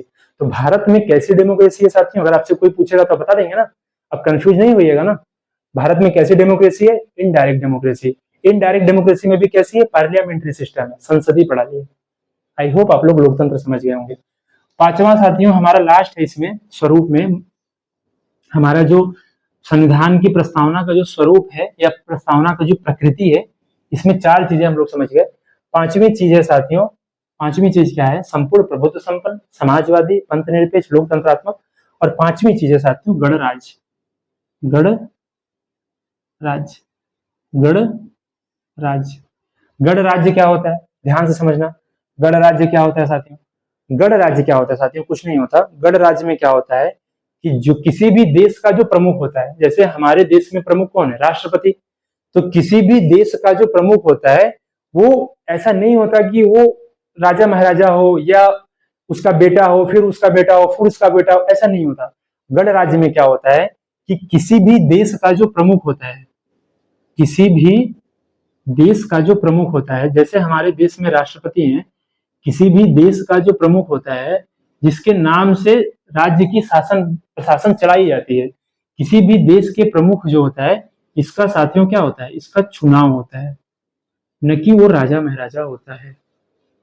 ठीक है, तो गणराज्य हमारा देश, जैसे हमारे देश में जो राष्ट्रपति है साथियों, राष्ट्रपति ऐसा नहीं है कि कोई भी व्यक्ति है उसका बेटा फिर राष्ट्रपति, फिर उसका बेटा राष्ट्रपति, फिर उसका बेटा राष्ट्रपति, ऐसा तो नहीं है। हमारे देश में साथियों, हमारा देश गणराज्य है। प्रस्तावना में ही लिखा गया कि हमारा देश गणराज्य है, रिपब्लिक। गणराज्य का मतलब साथियों होता है रिपब्लिक। रिपब्लिक, रिपब्लिक का मतलब साथियों किसी भी देश का जो प्रमुख होता है इसका चुनाव होता है। ये राजा महाराजा या किसी का बेटा बेटी नहीं होता, किसी भी देश का प्रमुख का चुनाव होता है। राष्ट्रपति का हमारे देश में बकायदा चुनाव होता है। ऐसा नहीं होता कि हमारे देश में कोई भी व्यक्ति है उसका बेटा फिर राष्ट्रपति बन गया। ठीक है, तो गणराज्य क्या होता है, रिपब्लिक कंट्री कौन होती है, किसी भी देश का जो प्रमुख होता है उसका चुनाव होता है गणराज्य में। साथियों भारत में साथियों क्या है, कैसा गणराज्य है, गणराज्य भी साथियों जैसे आप एक चीज समझिएगा, जैसे इंग्लैंड है साथियों, इंग्लैंड में क्या होता है, इंग्लैंड में साथियों जो राष्ट्रपति है वहां का, प्रधानमंत्री का तो चुनाव होता है, लेकिन जो भी किसी भी देश का जो प्रमुख है, जैसे इंग्लैंड में साथियों, ब्रिटेन में क्या है, ब्रिटेन में जो वहां का प्रमुख होता है वो राष्ट्रपति होता है। वहां पे राष्ट्रपति का चुनाव नहीं होता, वहां पे रानी है, रानी की बेटी है, फिर रानी का बेटा है, फिर बेटा है, फिर बेटा है, फिर बेटी है, ऐसे ही चल रहा है। राष्ट्रपति वहां पे है, मतलब राष्ट्रपति का चुनाव होता ही नहीं, प्रधानमंत्री का चुनाव होता है और वो राष्ट्रपति के नाम से सारी कामें करते हैं ब्रिटेन और इंग्लैंड में साथियों, ये चीज समझना। लेकिन हमारे देश में ऐसा नहीं है। तो ब्रिटेन में क्या है साथियों, एक चीज यहाँ पे देखना ध्यान से, ब्रिटेन में क्या है, ब्रिटेन में क्या है साथियों, राजतंत्रात्मक गणराज्य है, राजतंत्रात्मक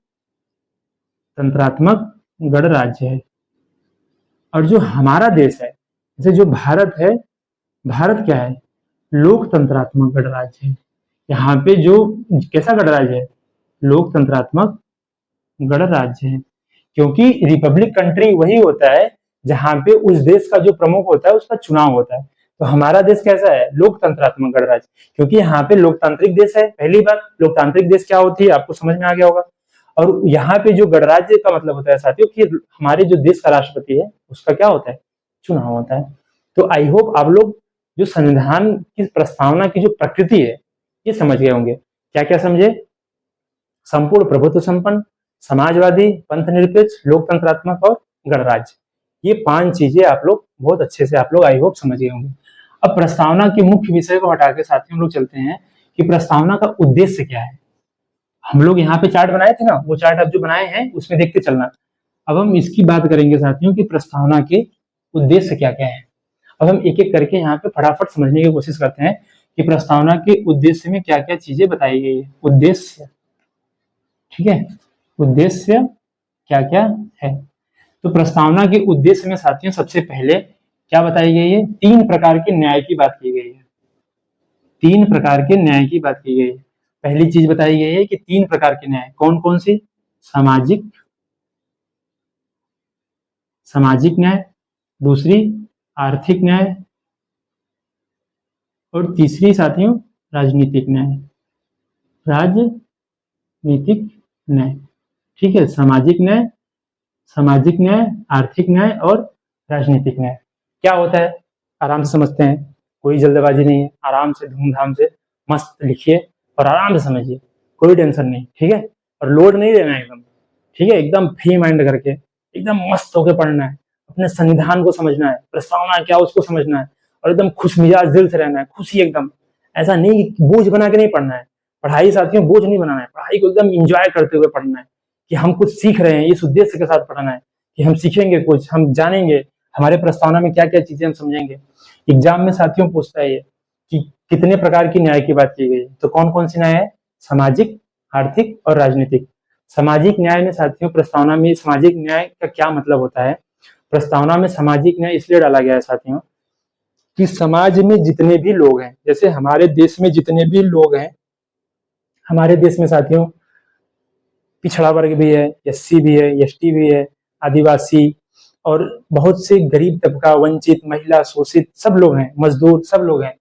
तो सामाजिक न्याय का मतलब यही होता है साथियों कि जो भी वंचित शोषित वर्ग हैं, जो भी महिला हैं, जो भी एससी हैं, जो भी एसटी हैं, जो भी जिनका शोषण किया गया है, उनके साथ जो है न्याय किया जाएगा। तो कितने प्रकार के न्याय की बात की गई, सामाजिक न्याय। सामाजिक में न्याय का मतलब कि हमारे देश में जो भी समाज में रहने वाले जो भी व्यक्ति हैं, उनके साथ भेदभाव नहीं किया जाएगा, उनके साथ समान रूप से समाज के हर एक व्यक्ति के साथ समान रूप से न्याय किया जाएगा। सामाजिक न्याय का मतलब समाज के प्रत्येक व्यक्ति के साथ, समाज के जो प्रत्येक व्यक्ति हैं उनके साथ समान रूप से न्याय किया जाएगा। प्रत्येक व्यक्ति के साथ न्याय समान रूप से, कैसा, समान रूप से न्याय किया जाएगा। तो सामाजिक न्याय का मतलब होता है कि समाज का जो प्रत्येक व्यक्ति है, समाज में जितने भी व्यक्ति हैं, समाज के प्रत्येक व्यक्ति का समान रूप से न्याय किया जाएगा, ये सामाजिक न्याय। आर्थिक न्याय क्या कहता है, आर्थिक न्याय कहता है साथियों कि हमारे देश में जो भी रिसोर्सेस हैं, जो भी संसाधन है, जितने भी संपत्ति जो भी है, उस पर सभी लोगों का समान अधिकार होगा। जो समाजवादी कहता है उसी तरीके से आर्थिक न्याय भी कहता है कि आर्थिक न्याय का मतलब है कि समाज में संपत्ति पे सभी लोगों का उतना ही अवसर दिया जाएगा, उतना ही महत्व दिया जाएगा, उतना ही अधिकार दिया जाएगा, किसी के साथ भेदभाव नहीं किया जाएगा कि तुमको ज्यादा तुमको कम। तो आर्थिक रूप से जो इकोनॉमिकल जो न्याय होता है, इकोनॉमिकल जो जस्टिस है, वो यहाँ पे भी बात की गई है। और राजनीतिक रूप से न्याय की बात भी की गई है, जैसे समाज में प्रत्येक व्यक्ति को ये न्याय होगा, हर एक व्यक्ति के साथ ये न्याय होगा, हर एक व्यक्ति को इतना अधिकार होगा कि जो राजनीतिक प्रणाली है, जैसे वोट देने का अधिकार हो गया, चुनाव लड़ने का अधिकार हो गया, इस पे ये नहीं होगा कि भेदभाव होगा कि तुम्हारे साथ तुम ही वोट दोगे, तुम वोट नहीं दोगे, तुम महिला हो तुम वोट नहीं दोगे, ऐसा नहीं। अगर ये कानून बन गया कि 18 वर्ष से ऊपर के सभी व्यक्ति को वोट देने का अधिकार है, तो सब शामिल हो गए। अब उसमें कोई भी ये नहीं कि तुम हिंदू हो, तुम मुस्लिम हो, तुम नहीं दोगे, तुम नहीं दोगे, हिंदू वाले 18 से देंगे, मुस्लिम वाले 25 से देंगे, ऐसा नहीं। राजनीतिक न्याय का मतलब होता है कि किसी भी देश में रहने वाले जितने भी व्यक्ति हैं, किसी भी देश में जितने भी व्यक्ति हैं, उनको जो है समान रूप से वोट मतलब राजनीतिक जो प्रणाली है उस पर समान रूप से सबका अधिकार हो। तो राजनीतिक जो व्यवस्था है, जो राजनीतिक जो प्रणाली है, इस पे सभी लोगों का क्या हो, समान रूप से अधिकार हो, समान रूप से अधिकार हो, ठीक है। तो ये हो गई न्याय। कितने प्रकार के न्याय की बात की गई है, आराम से समझना। कितने प्रकार की न्याय की बात की गई है, 3 प्रकार की न्याय की बात की गई है, सामाजिक न्याय, आर्थिक न्याय और राजनीतिक न्याय। ये हो गई न्याय। नेक्स्ट, हमारे संविधान का उद्देश्य में हमने चार्ट बनाया था, उसमें दूसरा लिखा था न्याय के बाद स्वतंत्रता। न्याय के बाद हम लोग समझते हैं कि हमारे जो प्रस्तावना है उसमें कितने प्रकार की स्वतंत्रता की बात की गई है। स्वतंत्रता, कितने प्रकार की स्वतंत्रता की बात की गई है, 5 प्रकार के साथियों स्वतंत्रता की बात की गई है। कौन कौन सी स्वतंत्रता है साथियों? लिखते चलना साथ में, लिखते चलना साथ में। कितने प्रकार की स्वतंत्रता की बात की गई है? 5 प्रकार की। एक तो हो गया विचार, एक हो गया अभिव्यक्ति,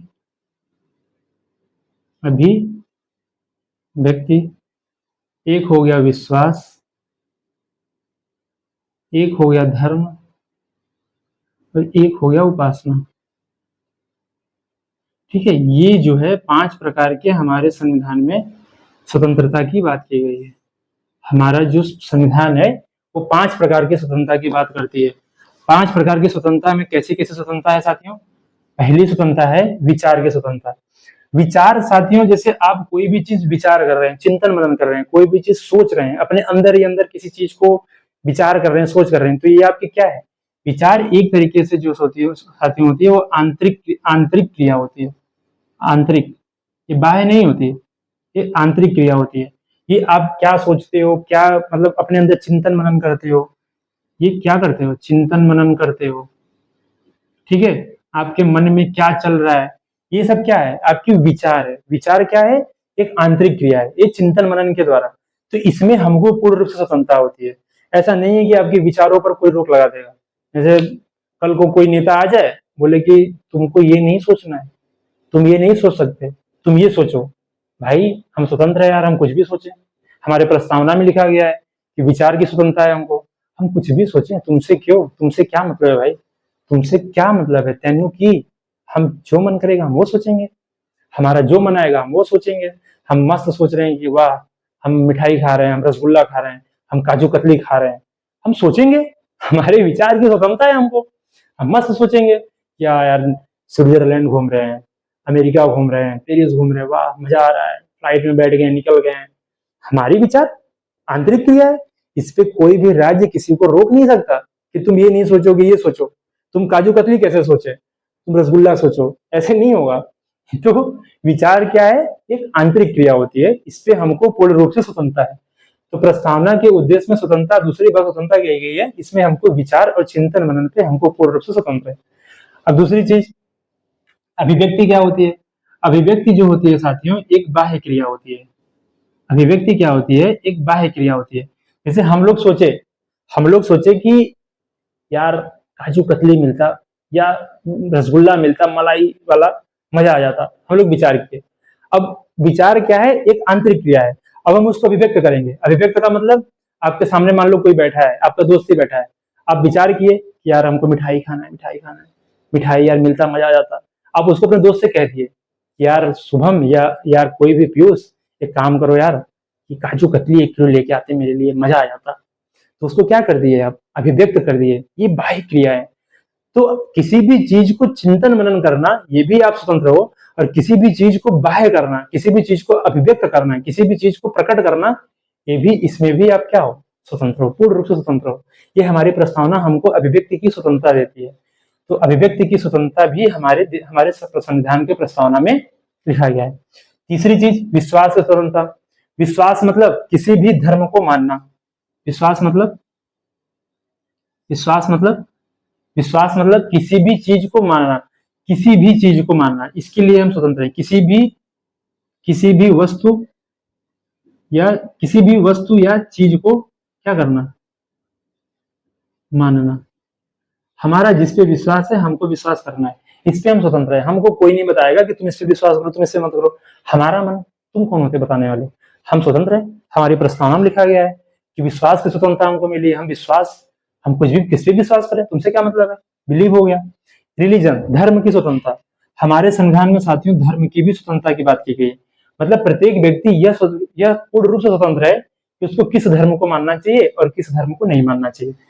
तो धर्म की स्वतंत्रता का मतलब कि धर्म को चुनने का अधिकार, धर्म को मानने का अधिकार, धर्म को मानने का अधिकार, ये इसमें पूर्ण रूप से स्वतंत्र है कि उसको किस धर्म को मानना चाहिए और किस धर्म को नहीं मानना चाहिए, इसमें स्वतंत्र है। उपासना, उपासना मतलब जैसे आप हिंदू धर्म में हैं, तो हिंदू धर्म में अलग पद्धति है कि आप हिंदू धर्म में पूजा पाठ कैसे करेंगे।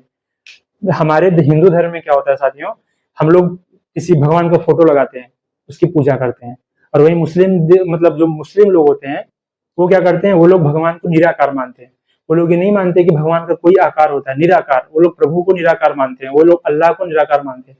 इसलिए वो लोग सिर्फ और बस ऐसे ध्यान करते हैं और भगवान को याद करते हैं, खुदा को याद करते हैं और उनसे कुछ भी मांगते हैं, दुआ करते हैं, मन्नत मांगते हैं। तो उपासना क्या होती है साथियों, उनकी जैसे कि किसी भी धर्म को मानना, इसमें हम स्वतंत्र हैं। और धर्म में कैसे आचरण किया जाए, कैसे व्यवहार किया जाए, जैसे हम लोग अगरबत्ती जलाएंगे, धूप जलाएंगे, हम लोग घंटी बजाएंगे, हम लोग भगवान की मूर्ति लगाएंगे, इसमें हिंदू धर्म स्वतंत्र है और मुस्लिम धर्म भी उसी तरीके से स्वतंत्र है कि वो जो धर्म की उपासना किस पद्धति से कर रहा है। तो उपासना का मतलब होता है साथियों कि धर्म में आचरण करने का अधिकार, कि वो किस प्रकार से आचरण कर रहा है, आचरण करने का अधिकार मतलब कि वो किस धर्म में कैसे क्या कर रहा है, इस पे उसको किसी रोक टोक नहीं करेगा। कोई राज्य आके ये नहीं कहेगा कि तुम अगरबत्ती नहीं जलाओगे, कोई राज्य आके ये नहीं कहेगा कि तुम दिया नहीं जलाओगे। भाई हमारा धर्म है, हम जैसे मन करे वैसे, हम अगरबत्ती भी जलाएंगे, हम दिया भी जलाएंगे, हम घंटी भी बजाएंगे। क्या करोगे? क्योंकि हमारे प्रस्तावना में लिखा गया है कि उपासना का भी हमको स्वतंत्रता है, हम स्वतंत्र है, हम फ्रीडम है, हमको फ्रीडम है उपासना का। तो 5 प्रकार की हमारे संविधान की प्रस्तावना में साथियों 5 प्रकार की स्वतंत्रता की बात कही गई है। क्या क्या? विचार, अभिव्यक्ति, विश्वास, धर्म और उपासना। ये 5 प्रकार की स्वतंत्रता हो गई। नेक्स्ट साथियों लिख लेना, ये एग्जाम में पूछता है साथियों कितने प्रकार की स्वतंत्रता की बात की गई है, लिखते रहना ध्यान से। नेक्स्ट साथियों है, ये तो हो गई उपासना, स्वतंत्रता, न्याय। अब तीसरी चीज आती है साथियों, तीसरी चीज आती है समानता। तीसरी चीज क्या आती है? समानता। न्याय हो गई, स्वतंत्रता हो गई और तीसरी चीज है समानता। 2 प्रकार की समानता की बात की गई है हमारे संविधान में। कौन कौन सी? एक प्रतिष्ठा और एक अवसर। प्रतिष्ठा और एक अवसर। प्रतिष्ठा क्या होता है साथियों? जैसे प्रतिष्ठा का मतलब एक सिंपल अर्थ में हम लोग हैसियत से लगाते हैं, ठीक है? तो प्रतिष्ठा का मतलब साथियों होता है हैसियत। राज्य ये किसी व्यक्ति को उसकी प्रतिष्ठा के आधार पर उसके साथ भेदभाव नहीं करेगा, वह स्वतंत्र है समान रूप से। मतलब प्रतिष्ठा जो होती है, उसकी हैसियत जो होती है, सभी व्यक्ति, राज्य जो है किसी भी व्यक्ति के साथ, जैसे एक चीज समझना कि अगर कोई भी देश है, कोई भी राज्य है, ये नहीं करेगा कि इसकी हैसियत ज्यादा है तो इसको ज्यादा ज्यादा ज्यादा चीजें मुहैया कराएगा, इसकी हैसियत कम है तो इसको कम चीजें मुहैया कराएगा, ऐसा नहीं है। यहाँ पे समानता है, प्रतिष्ठा की समानता है। प्रतिष्ठा मतलब उसकी जितनी हैसियत है, चाहे उसकी हैसियत कम हो चाहे उसकी हैसियत ज्यादा हो, उसको समान रूप से वो सारी चीजें दी जाएंगी जो एक अधिक हैसियत रखने वाले व्यक्ति को दी जाती है। कहने का मतलब साथियों इतना ही है सिंपल सा, कि एक कम हैसियत रखने वाला, एक कम प्रतिष्ठित व्यक्ति और एक अधिक प्रतिष्ठित व्यक्ति, दोनों के बीच राज्य जो है समान व्यवहार करेगा, राज्य जो है समानता रखेगा। राज्य जो है एक कम जो हैसियत रखने वाली व्यक्ति है, एक कम हैसियत रखने वाली व्यक्ति और एक अधिक हैसियत रखने वाली व्यक्ति, दोनों के बीच राज्य क्या करेगा? राज्य जो है समानता रखेगा। राज्य भेदभाव नहीं करेगा, राज्य क्या करेगा? समानता रखेगा। अवसर की समानता, कि अवसर का समानता का मतलब है, अवसर मतलब विकास में, जैसे आप अगर कोई विकास कार्य कर रहे हैं, विकास कार्य में सभी व्यक्तियों को समान रूप से अवसर देना। ऐसा नहीं है कि किसी भी व्यक्ति को बहुत अधिक अवसर दे दिए कि तुम जाओ, निकलो, आराम से निकलो, और किसी भी व्यक्ति को अवसर छीन लिए, तो राज्य काम नहीं करेगा। राज्य जो है अवसर की समानता की बात करता है। अगर कोई भी व्यक्ति विकास कार्य कर रहा है, उसमें सभी लोगों को समान अधिकार होता है। तो विकास कार्य पर सभी लोगों को क्या? समान अधिकार, सभी लोगों को समानता, ठीक है? तो 2 प्रकार की समानता की बात की गई है, एक प्रतिष्ठा की समानता और एक अवसर की समानता। मतलब कि कम हैसियत और अधिक हैसियत वाले व्यक्तियों के बीच भी समानता होगी। दूसरी चीज अवसर की समानता, अगर कोई भी व्यक्ति विकास कर रहा है, कोई भी व्यक्ति कोई भी कार्य कर रहा है, तो उसको समान रूप से अवसर मुहैया राज्य कराएगी। ऐसा नहीं किसी व्यक्ति को अधिक अवसर देगी और किसी व्यक्ति को कम अवसर देगी। अवसर की समानता हमारे संविधान की प्रस्तावना में एकदम आराम से लिखा गया है। तो तीसरी चीज हो गई न्याय, स्वतंत्रता, समानता। चौथी चीज साथियों उद्देश्य में है व्यक्ति की गरिमा। चौथी चीज है साथियों व्यक्ति की गरिमा। चौथी चीज क्या है? उसके उद्देश्य में साथियों चौथी चीज है व्यक्ति की क्या? गरिमा। व्यक्ति की गरिमा का मतलब साथियों सिंपल सा एक ही चीज है कि सभी व्यक्तियों को गरिमापूर्ण जीवन जीने का अधिकार है। मतलब अगर हम एक अच्छा जीवन चाहते हैं, ऐसा नहीं है कि आप रोक टोक करोगे आके कि यार ये मत खाओ, ये मत पियो, यहाँ मत सो, वहां मत जाओ, यहाँ ये मत करो, ऐसा मत करो, वैसा मत करो, ये सब हमको डिस्टर्ब नहीं करोगे। व्यक्ति को गरिमापूर्ण जीवन जीने का अधिकार है। व्यक्ति को जो है, हमारे जो संविधान के प्रस्तावना में लिखा गया है कि व्यक्ति को क्या है, गरिमापूर्ण जीवन जीने का अधिकार है। व्यक्ति को क्या है, गरिमापूर्ण जीवन जीने का क्या है, अधिकार है। ठीक है, तो व्यक्ति को क्या है, गरिमापूर्ण जीवन जीने का अधिकार है। तो व्यक्ति की गरिमा का मतलब होता है व्यक्ति को गरिमापूर्ण जीवन जीने का अधिकार। कोई ज्यादा रोक टोक नहीं है भाई, हमको कहाँ जाना है, हमको क्या खाना है, हमको कहाँ सोना है, हमको क्या करना है, इस पे हमको किससे दोस्ती करना है, हमको क्या करना है, ये राज्य नहीं बताएगा। हमको जो मन करेगा हम करेंगे। तो व्यक्ति को एक गरिमापूर्ण जीवन जीने का अधिकार है। पांचवी चीज साथियों इसमें आती है बंधुता। पांचवी चीज हमको आपने चार्ट में बनाया था कि बंधुता। बंधुता साथियों किसकी किसकी बंधुता है, राष्ट्र की एकता और अखंडता बढ़ाने वाली, राष्ट्र की एकता, राष्ट्र की एकता और अखंडता बढ़ाने वाली बंधुता। कौन कौन सी बंधुता है साथियों, राष्ट्र की एकता और अखंडता, राष्ट्र की एकता और अखंडता बढ़ाने वाली क्या, बंधुता, एकता और अखंडता बढ़ाने वाली बंधुता। बंधुता का मतलब साथियों क्या होता है कि जैसे हम लोग नहीं कहते कि हम लोग बंधु भाव से रहेंगे, बंधु मतलब हम लोग मिलजुल कर रहेंगे। बंधुता का मतलब साथियों मिलजुल कर रहना, मिलजुल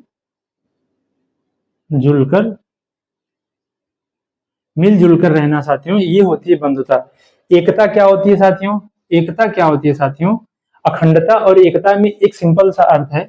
एकता मतलब आप लोग समझते हैं ना कि हम लोग एक होके रहेंगे, हमारे देश में सभी लोग जो है एक होके बंधु भाव से रहेंगे, मिलजुल के रहेंगे। एकता क्या है साथियों, ये एक सामाजिक अवधारणा है, ये एक मनोवैज्ञानिक अवधारणा है, ये एक क्या है, मनोवैज्ञानिक अवधारणा है। मतलब कि हमारे मन में ये रहता है कि हम सब लोग मिलके एक रहेंगे, हमारे देश में सभी लोग जो है वो मिलके एक होकर बंधु भाव से रहेंगे, मिलजुल कर रहेंगे। ऐसा नहीं है कि हम लोग द्वेष करेंगे, हिंदू मुस्लिम में द्वेष कर रहे हैं, हिंदू ईसाई में द्वेष कर रहे हैं, हिंदू सिख में द्वेष कर रहे हैं, ऐसा नहीं। हम लोग एक मनोवैज्ञानिक हम लोग की विचारधारा है कि हम लोग एकता से रहेंगे और हम लोग बंधुता से मिलजुल कर रहेंगे। अखंडता क्या होती है साथियों, अखंडता एक भौगोलिक विचारधारा है। क्या है, भौगोलिक, भौगोलिक, भौगोलिक विचारधारा है। भौगोलिक विचारधारा का साथियों मतलब होता है, जैसे ये नहीं होगा कि नॉर्थ ईस्ट, जैसे हमारे नॉर्थ ईस्ट में असम है, मेघालय है, त्रिपुरा है, मिजोरम है, वो ऐसा नहीं है कि हम लोग भौगोलिक रूप से अलग, अगर वो थोड़ा सा दूर है हमसे तो हम लोग उनसे दूरी बना ले, ऐसा नहीं। हम लोग भौगोलिक विचारधारा के रूप में हम लोग अखंड रूप से रहेंगे। हम अगर कोई हमारे दक्षिण, अगर जैसे हम मान लो जम्मू कश्मीर के हैं तो कन्याकुमारी में भी रहने वाले लोग जो है वो एक बंधु भाव से रहेंगे, मिलजुल कर रहेंगे। एक भौगोलिक रूप से जो दूरियां है ना उसको हम लोग मिलकर कम करने की कोशिश करेंगे और हम लोग मिलजुल के रहेंगे। ऐसा नहीं कि हम गुजरात में रह रहे हैं और कोई व्यक्ति बिहार में रह रहा है तो हम दोनों में द्वेष रहे, हम दोनों में कटुता रहे, हम दोनों शत्रुता पूर्वक रहे, नहीं। अगर कोई भी भौगोलिक रूप से भी दूरी है, एक अखंड रूप से, अखंडता का मतलब होता है साथियों कि अगर भौगोलिक रूप से भी दूरियां हैं तो उस दूरियों को कम किया जाए और हम लोग मिलजुल के रहा जाए। तो बंधुता का मतलब मिलजुल कर रहना। एकता एक मनोवैज्ञानिक विचारधारा है, जैसे हम लोग अपने मन में बना लेते हैं कि हम लोग मिलजुल के रहेंगे, हिंदू मुस्लिम सिख ईसाई हम सब है भाई भाई, तो ये मिलजुल के रहेंगे। अखंडता एक भौगोलिक विचारधारा है कि अगर भौगोलिक रूप से आप दूर हो, इसका मतलब ये नहीं है कि आप लोग लड़ते झगड़ते रहो, नहीं, मिलजुल के रहो। भारत एक देश है, भारत के देश में जितने भी लोग हैं वो एकता और अखंडता के भाव से, बंधुता की भावना से रहेंगे। तो ये सारी चीजें हो गई। लास्ट एक साथियों आपका बचता है इसको लागू करने की तिथि। प्रस्तावना का उद्देश्य हो गया। प्रस्तावना का उद्देश्य में साथियों हम लोग समझे, क्या क्या समझे, संपूर्ण प्रभुत्व संपन्न, समाजवादी, पंथ निरपेक्ष, लोकतंत्रात्मक, गणराज्य, ये 5 चीजें समझे। फिर हम लोग आए न्याय की बात किए, न्याय की बात में सामाजिक आर्थिक राजनीतिक न्याय की चर्चा किए। फिर स्वतंत्रता, व्यक्ति स्वतंत्रता में क्या क्या देखे, विचार अभिव्यक्ति विश्वास धर्म और उपासना की स्वतंत्रता देखे। फिर हम लोग समानता में प्रतिष्ठा और अवसर की समानता की जिक्र किए। उसके बाद हम लोग व्यक्ति की गरिमा और बंधुता की दिखे। ये हमारे संविधान का उद्देश्य है, संविधान की प्रस्तावना का उद्देश्य है कि हमको ये चीजें संविधान में करनी ही है, संविधान में ये चीजें हमको करनी ही है। ये हो गई प्रस्तावना के उद्देश्य। नेक्स्ट साथियों है आपके जब वो इंडेक्स बनाए होंगे, यहाँ पे उद्देश्य लिखे थे, यहाँ पे लिखे थे लागू करने की तिथि। प्रस्तावना के लागू करने की क्या, प्रस्तावना के लागू करने की तिथि। तो लागू करने की तिथि साथियों जो उसमें लिखा गया है, उसमें लिखा गया है कि हम दृढ़ संकल्पित होकर संविधान सभा द्वारा आज 26 नवंबर 1949 26 नवंबर 1949 को इस संविधान को क्या करते हैं, अंगीकृत, अधिनियमित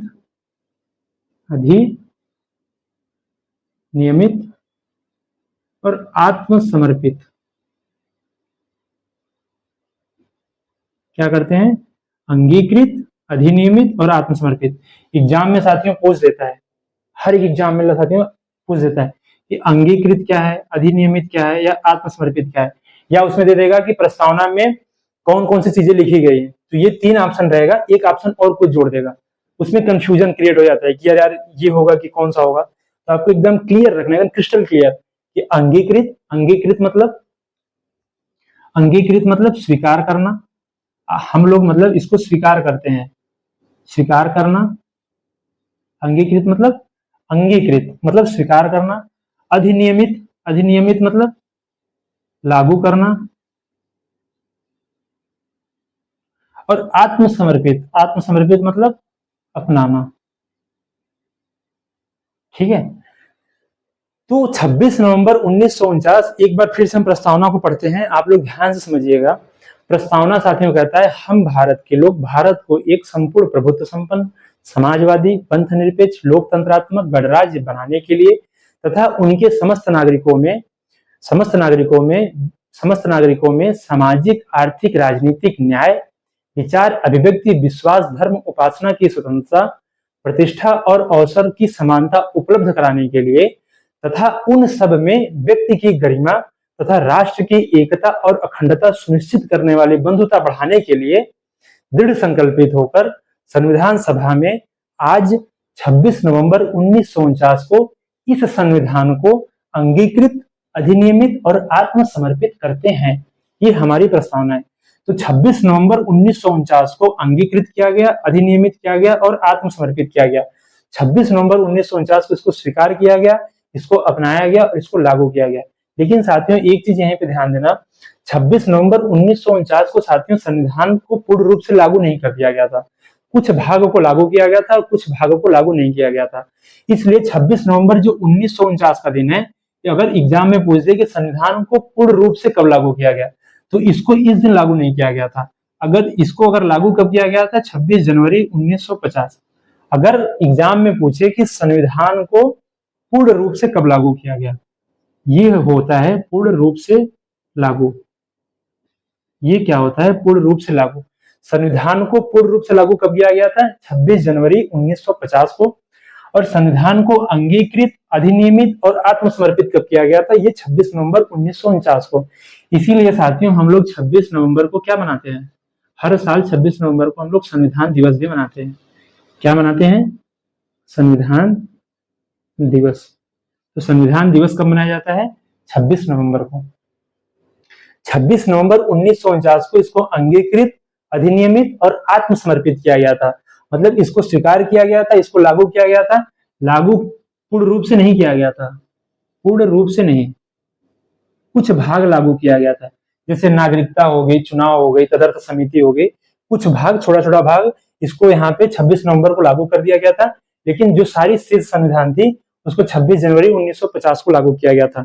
क्यों लागू किया गया था, हमने जब संविधान की निर्माण का वीडियो जो बनाया है साथियों, संविधान का मेकिंग ऑफ कॉन्स्टिट्यूशन, उसमें आपको बताया है कि 26 नवंबर 1949 को तो अंगीकृत, अधिनियमित और आत्मसमर्पित कर दिया गया, लेकिन 26 जनवरी को क्यों लागू किया गया पूर्ण रूप से, इसलिए लागू किया गया था क्योंकि 26 जनवरी 1930 के दिन ही 26 जनवरी 1930 के दिन ही लाहौर अधिवेशन, जो कांग्रेस का लाहौर अधिवेशन हुआ था, उसके बाद जो है साथियों वो उद्देश्य प्रस्ताव वहीं पे साथियों उनके मन में एक आया था।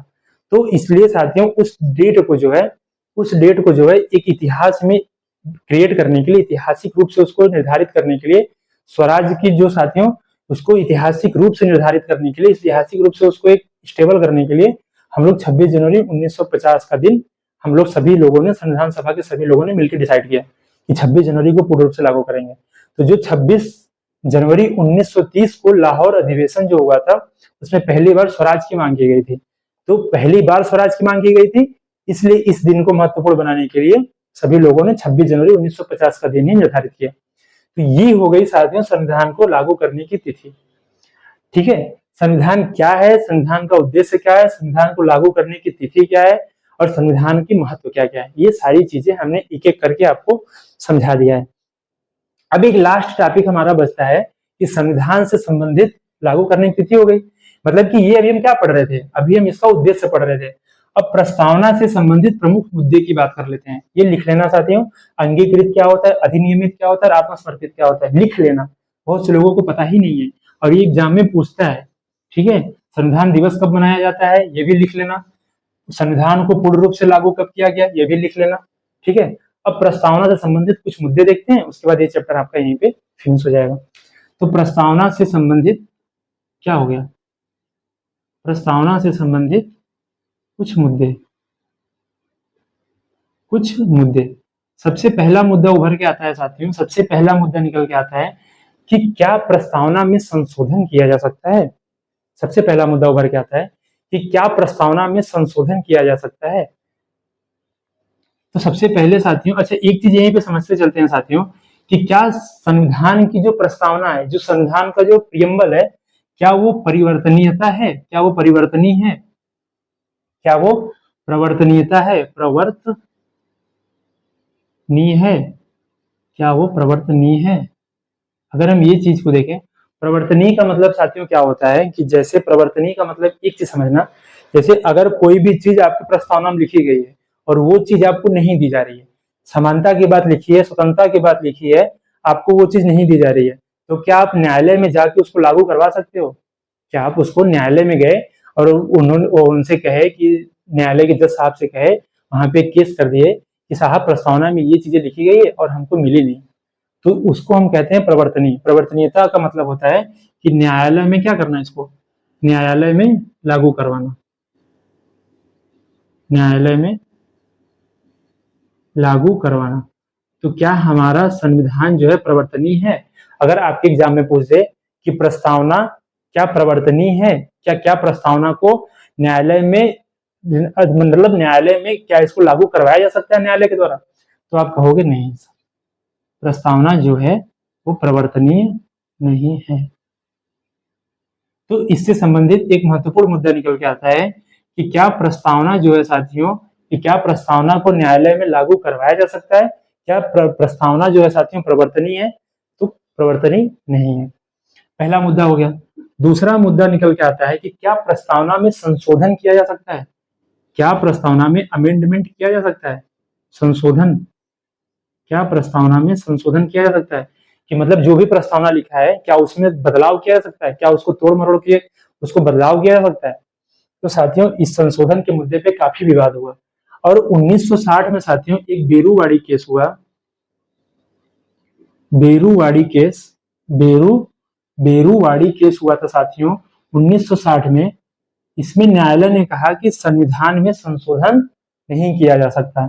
इन्होंने कहा कि संशोधन प्रस्तावना में क्या होगा, संशोधन प्रस्तावना में नहीं होगा, संशोधन प्रस्तावना में नहीं होगा।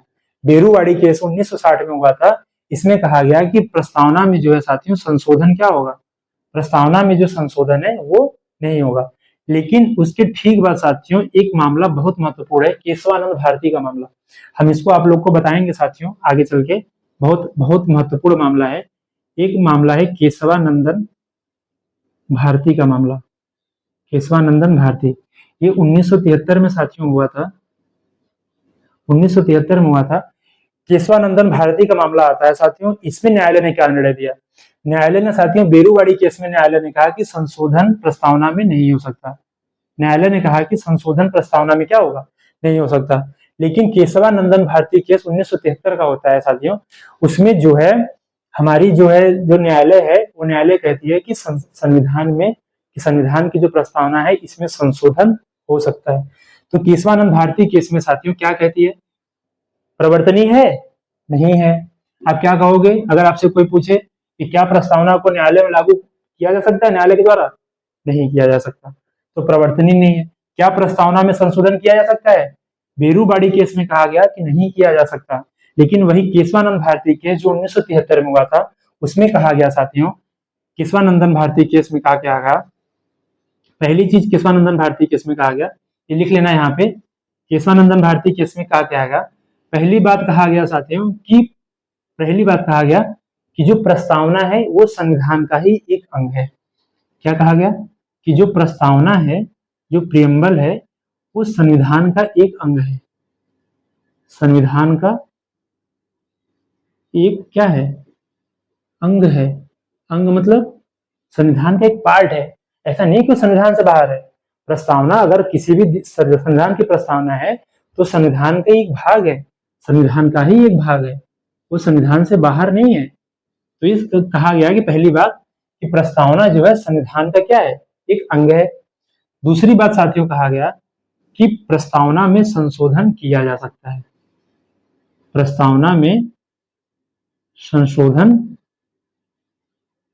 क्या होगा, प्रस्तावना में संशोधन किया जा सकता है। बेरूबाड़ी में कहा गया था कि नहीं किया जा सकता, लेकिन वही संशोधन की मामला जब न्यायालय में फिर उठा, किसमें, केशवानंदन भारती केस में, तो जजों ने क्या कहा, जजों ने कहा कि संविधान क्या है, प्रस्तावना जो है संविधान का ही एक भाग है, वो संविधान से बाहर नहीं है, और संविधान में अगर संशोधन हो सकता है तो प्रस्तावना में भी संशोधन हो सकता है। तो प्रस्तावना में संशोधन किया जा सकता है, बशर्ते एक इन्होंने यहाँ पे कंडीशन रखा था, बशर्ते एक कंडीशन दिया, बशर्ते वह मूल ढांचा के खिलाफ ना हो, बशर्ते वह क्या हो, मूल ढांचा के खिलाफ ना हो। अब मूल ढांचा क्या है, मतलब कि बेसिक स्ट्रक्चर क्या है, वो आपको हम पढ़ाएंगे जब केशवानंदन भारती के आगे आएगी, और हम एक या तो हम एक वीडियो केशवानंदन भारती पे ही ले लेंगे और उसमें हम मूल ढांचा आपको बहुत अच्छे से पढ़ा देंगे कि मूल ढांचा है क्या। ठीक है, तो प्रस्तावना में क्या संशोधन किया जा सकता है, प्रस्तावना में संशोधन किया जा सकता है, तो केशवानंदन भारती केस में कहा गया कि प्रस्तावना में आप संशोधन करो, हमको कोई दिक्कत नहीं, धूमधाम से करो, बशर्ते वो मूल ढांचा के खिलाफ ना हो, मूल ढांचा का उल्लंघन न करता हो। तो मिला जुला के साथियों अब क्या हो गया कि क्या प्रस्तावना में संशोधन किया जा सकता है, आप कहोगे हाँ किया जा सकता है। प्रस्तावना में संशोधन जो अंतिम मामला है, क्या प्रस्तावना में संशोधन किया जा सकता है, हाँ किया जा सकता है, बशर्ते वह मूल ढांचा के खिलाफ ना हो। तीसरी चीज, क्या प्रस्तावना संविधान का अंग है, तो प्रस्तावना संविधान का अंग है, ये कहाँ कहा गया था, केशवानंदन भारती केस में, तो प्रस्तावना संविधान का अंग है। पहला क्या था, प्रवर्तनीय है, प्रवर्तनीय है, तो कहोगे नहीं है। संशोधन किया जा सकता है, हाँ किया जा सकता है। क्या संविधान प्रस्तावना का अंग है, कहोगे हाँ अंग है। ये तीन चीजें इसकी प्रमुख मुद्दे हैं। बाद में साथियों एक केस होता है, बेरूवाड़ी केस तो एक है ही, एक केशवानंदन, एक LIC केस होता है साथियों। LIC केस जो होता है 1995 में, 1995 में साथियों एक LIC केस होता है।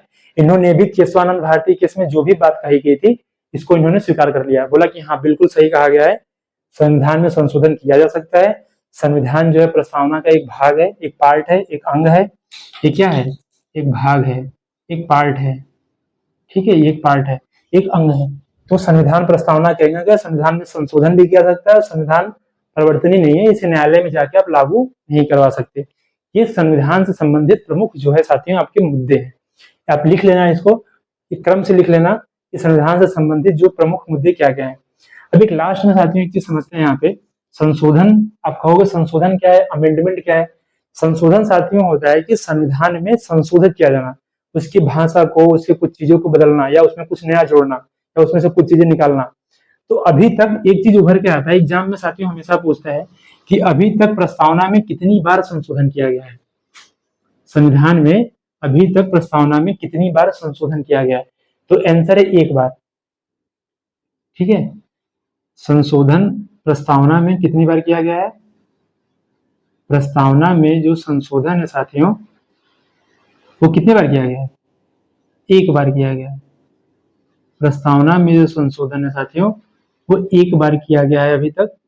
कौन सा संविधान संशोधन किया गया था? 42वां संविधान संशोधन। 42वां संविधान संशोधन 42वां संविधान संशोधन साथियों 1976 में किया गया था। और इसमें साथियों 3 शब्द जोड़े गए थे। ये शब्द साथियों एग्जाम में पूछता है। इसमें साथियों प्रस्तावना में 3 शब्द जोड़े गए थे। कौन कौन सी? एक तो पहला जोड़ा गया था समाजवादी, एक जोड़ा गया था पंथ निरपेक्ष, और तीसरा जोड़ा गया था साथियों अखंडता। अखंडता का मतलब क्या है? एक भौगोलिक विचारधारा है। ठीक है, ये 3 चीजें हो गई। तो प्रस्तावना में संशोधन कितनी बार हुआ है? प्रस्तावना में जो संशोधन है साथियों वो एक बार हुआ है। प्रस्तावना में संशोधन साथियों एक बार हुआ है। कब हुआ था? 42वां संविधान संशोधन 1976 में हुआ था। और इसमें 3 शब्द जोड़े गए थे, एक समाजवादी, एक पंथनिरपेक्ष और एक अखंडता। ये कब जोड़ा गया? 1976 में। और संविधान लागू कब हुआ था? 1949 में। मतलब जब संविधान 1949 में बना था उसमें समाजवादी नहीं था, उसमें पंथनिरपेक्ष नहीं था, उसमें अखंडता नहीं था। पंथनिरपेक्ष, समाजवादी और अखंडता ये जो 3 शब्द हैं वो 1976 में जोड़ी गई। ये याद कर लेना, बहुत इंपॉर्टेंट है साथियों। ये 3 शब्द पूछता है। ठीक है, समझ गए? अब हम एक बार रिवीजन कर लेते हैं 5 मिनट में। आपका चैप्टर यहीं पे साथियों फिनिश हो जाता है। हम एक बार रिवीजन कर लेते हैं कि हमने क्या क्या पढ़ा। सबसे पहले हमने देखा साथियों कि संविधान की प्रस्तावना क्या है। प्रस्तावना क्या है? मेरे साथ आप बोलिएगा, मन में सोचिएगा। प्रस्तावना साथियों होती है एक भूमिका, एक परिचय पत्र, एक उद्देशिका। इसको हम इन नामों से भी जानते हैं। क्यों? क्योंकि जैसे किसी भी बुक के स्टार्टिंग में कोई भी चीज भूमिका के रूप में लिखी होती है, वैसे जो हमारे संविधान की बुक है उसकी स्टार्टिंग में एक पेज पे हमारी प्रस्तावना लिखी गई है। प्रस्तावना क्या है? एक भूमिका होती है, एक परिचय पत्र होती है, एक उद्देशिका होती है। उद्देशिका इसको क्यों कहा गया है? क्योंकि नेहरू जी ने 13 दिसंबर 1946 को एक उद्देश्य प्रस्ताव रखा था, जिसे 22 जनवरी 1947 को अपना लिया गया था, इसलिए इसका नाम क्या है? उद्देशिका। पहली बात। दूसरी चीज हमने देखे साथियों कि संविधान की जो है महत्व क्या क्या है। संविधान की जो प्रस्तावना है उसकी प्रकृति क्या है, उसकी नेचर क्या है। तो उसमें हमने 5 चीज समझा। मेरे साथ सोचिएगा कि क्या क्या समझा। ये क्रम भी याद कर लेना, ये क्रम एग्जामों में लगाने के लिए देता है। क्या क्या समझा साथियों? 5 चीज। पहली चीज क्या समझा? संपूर्ण प्रभुत्व संपन्न। अच्छे समझाए थे। संपूर्ण प्रभुत्व संपन्न, समाजवादी, पंथ निरपेक्ष, लोकतंत्रात्मक और गणराज्य। ये 5 चीजें हमने आपको बहुत अच्छे से समझाने की कोशिश की, एक एक करके। ये 5 चीजें समझी हमने। फिर उसके बाद हम लोग उद्देश्य में आते हैं। ये हम लोग उसकी नेचर समझ लिए, प्रकृति समझ लिए। उसके बाद हम लोग संविधान का उद्देश्य में आते हैं। वहां पे हम लोग पहले न्याय की बात करते हैं। 3 प्रकार की न्याय है, सामाजिक, आर्थिक, राजनीतिक। 3 प्रकार की न्याय, 5 प्रकार की स्वतंत्रता, विचार, अभिव्यक्ति, विश्वास, धर्म और उपासना। ये हमने एकदम डिटेल में समझा। फिर समानता थी प्रतिष्ठा और अवसर की, ये भी हमने समझा। फिर व्यक्ति की गरिमा क्या है, ये भी समझा। उसके बाद हमने राष्ट्र की एकता और अखंडता सुनिश्चित करने वाली बंधुता। तो बंधुता, राष्ट्र की एकता और अखंडता सुनिश्चित करने वाली, ये हमने यहाँ पे समझा। फिर उसके बाद नेक्स्ट में आता है कि इसके लागू करने की तिथि क्या है। तो 26 नवंबर 1949 को इसको आंशिक रूप से लागू किया गया था। पूरा लागू नहीं किया गया था, इसको थोड़ा सा लागू किया गया था। जैसे नागरिकता, तदर्थ समिति, चुनाव, थोड़ी थोड़ी चीजें लागू कर दी गई थी। बाकी 2 महीने बाद 26 जनवरी 1950 को इसको लागू कर दिया गया। क्यों लागू कर दिया गया 26 जनवरी 1950 को? उसी दिन क्यों नहीं किया गया? क्योंकि 26 जनवरी 1930 के दिन ही साथियों लाहौर अधिवेशन के बाद कांग्रेस ने एक स्वराज की मांग की थी, और उसी दिन को यादगार बनाने के लिए हमने क्या किया, उस दिन को ऐतिहासिक रूप से महत्वपूर्ण बनाने के लिए उस दिन को चुना। तो वो चीज हो गई। अंगीकृत, अधिनियमित और आत्मसमर्पित किया गया, ये भी चीजें हमने देख ली। संशोधनीयता, परिवर्तनीयता और अंग है कि नहीं, इन तीनों चीजों के बारे में हमने प्रमुख मुद्दे में देख लिया। संशोधनीय है कहोगे? हाँ सर है। कितनी बार संशोधन किया गया है? कहोगे सर 1 बार संशोधन किया गया। कब किया गया था? 42वां संविधान संशोधन 1976 में किया गया था।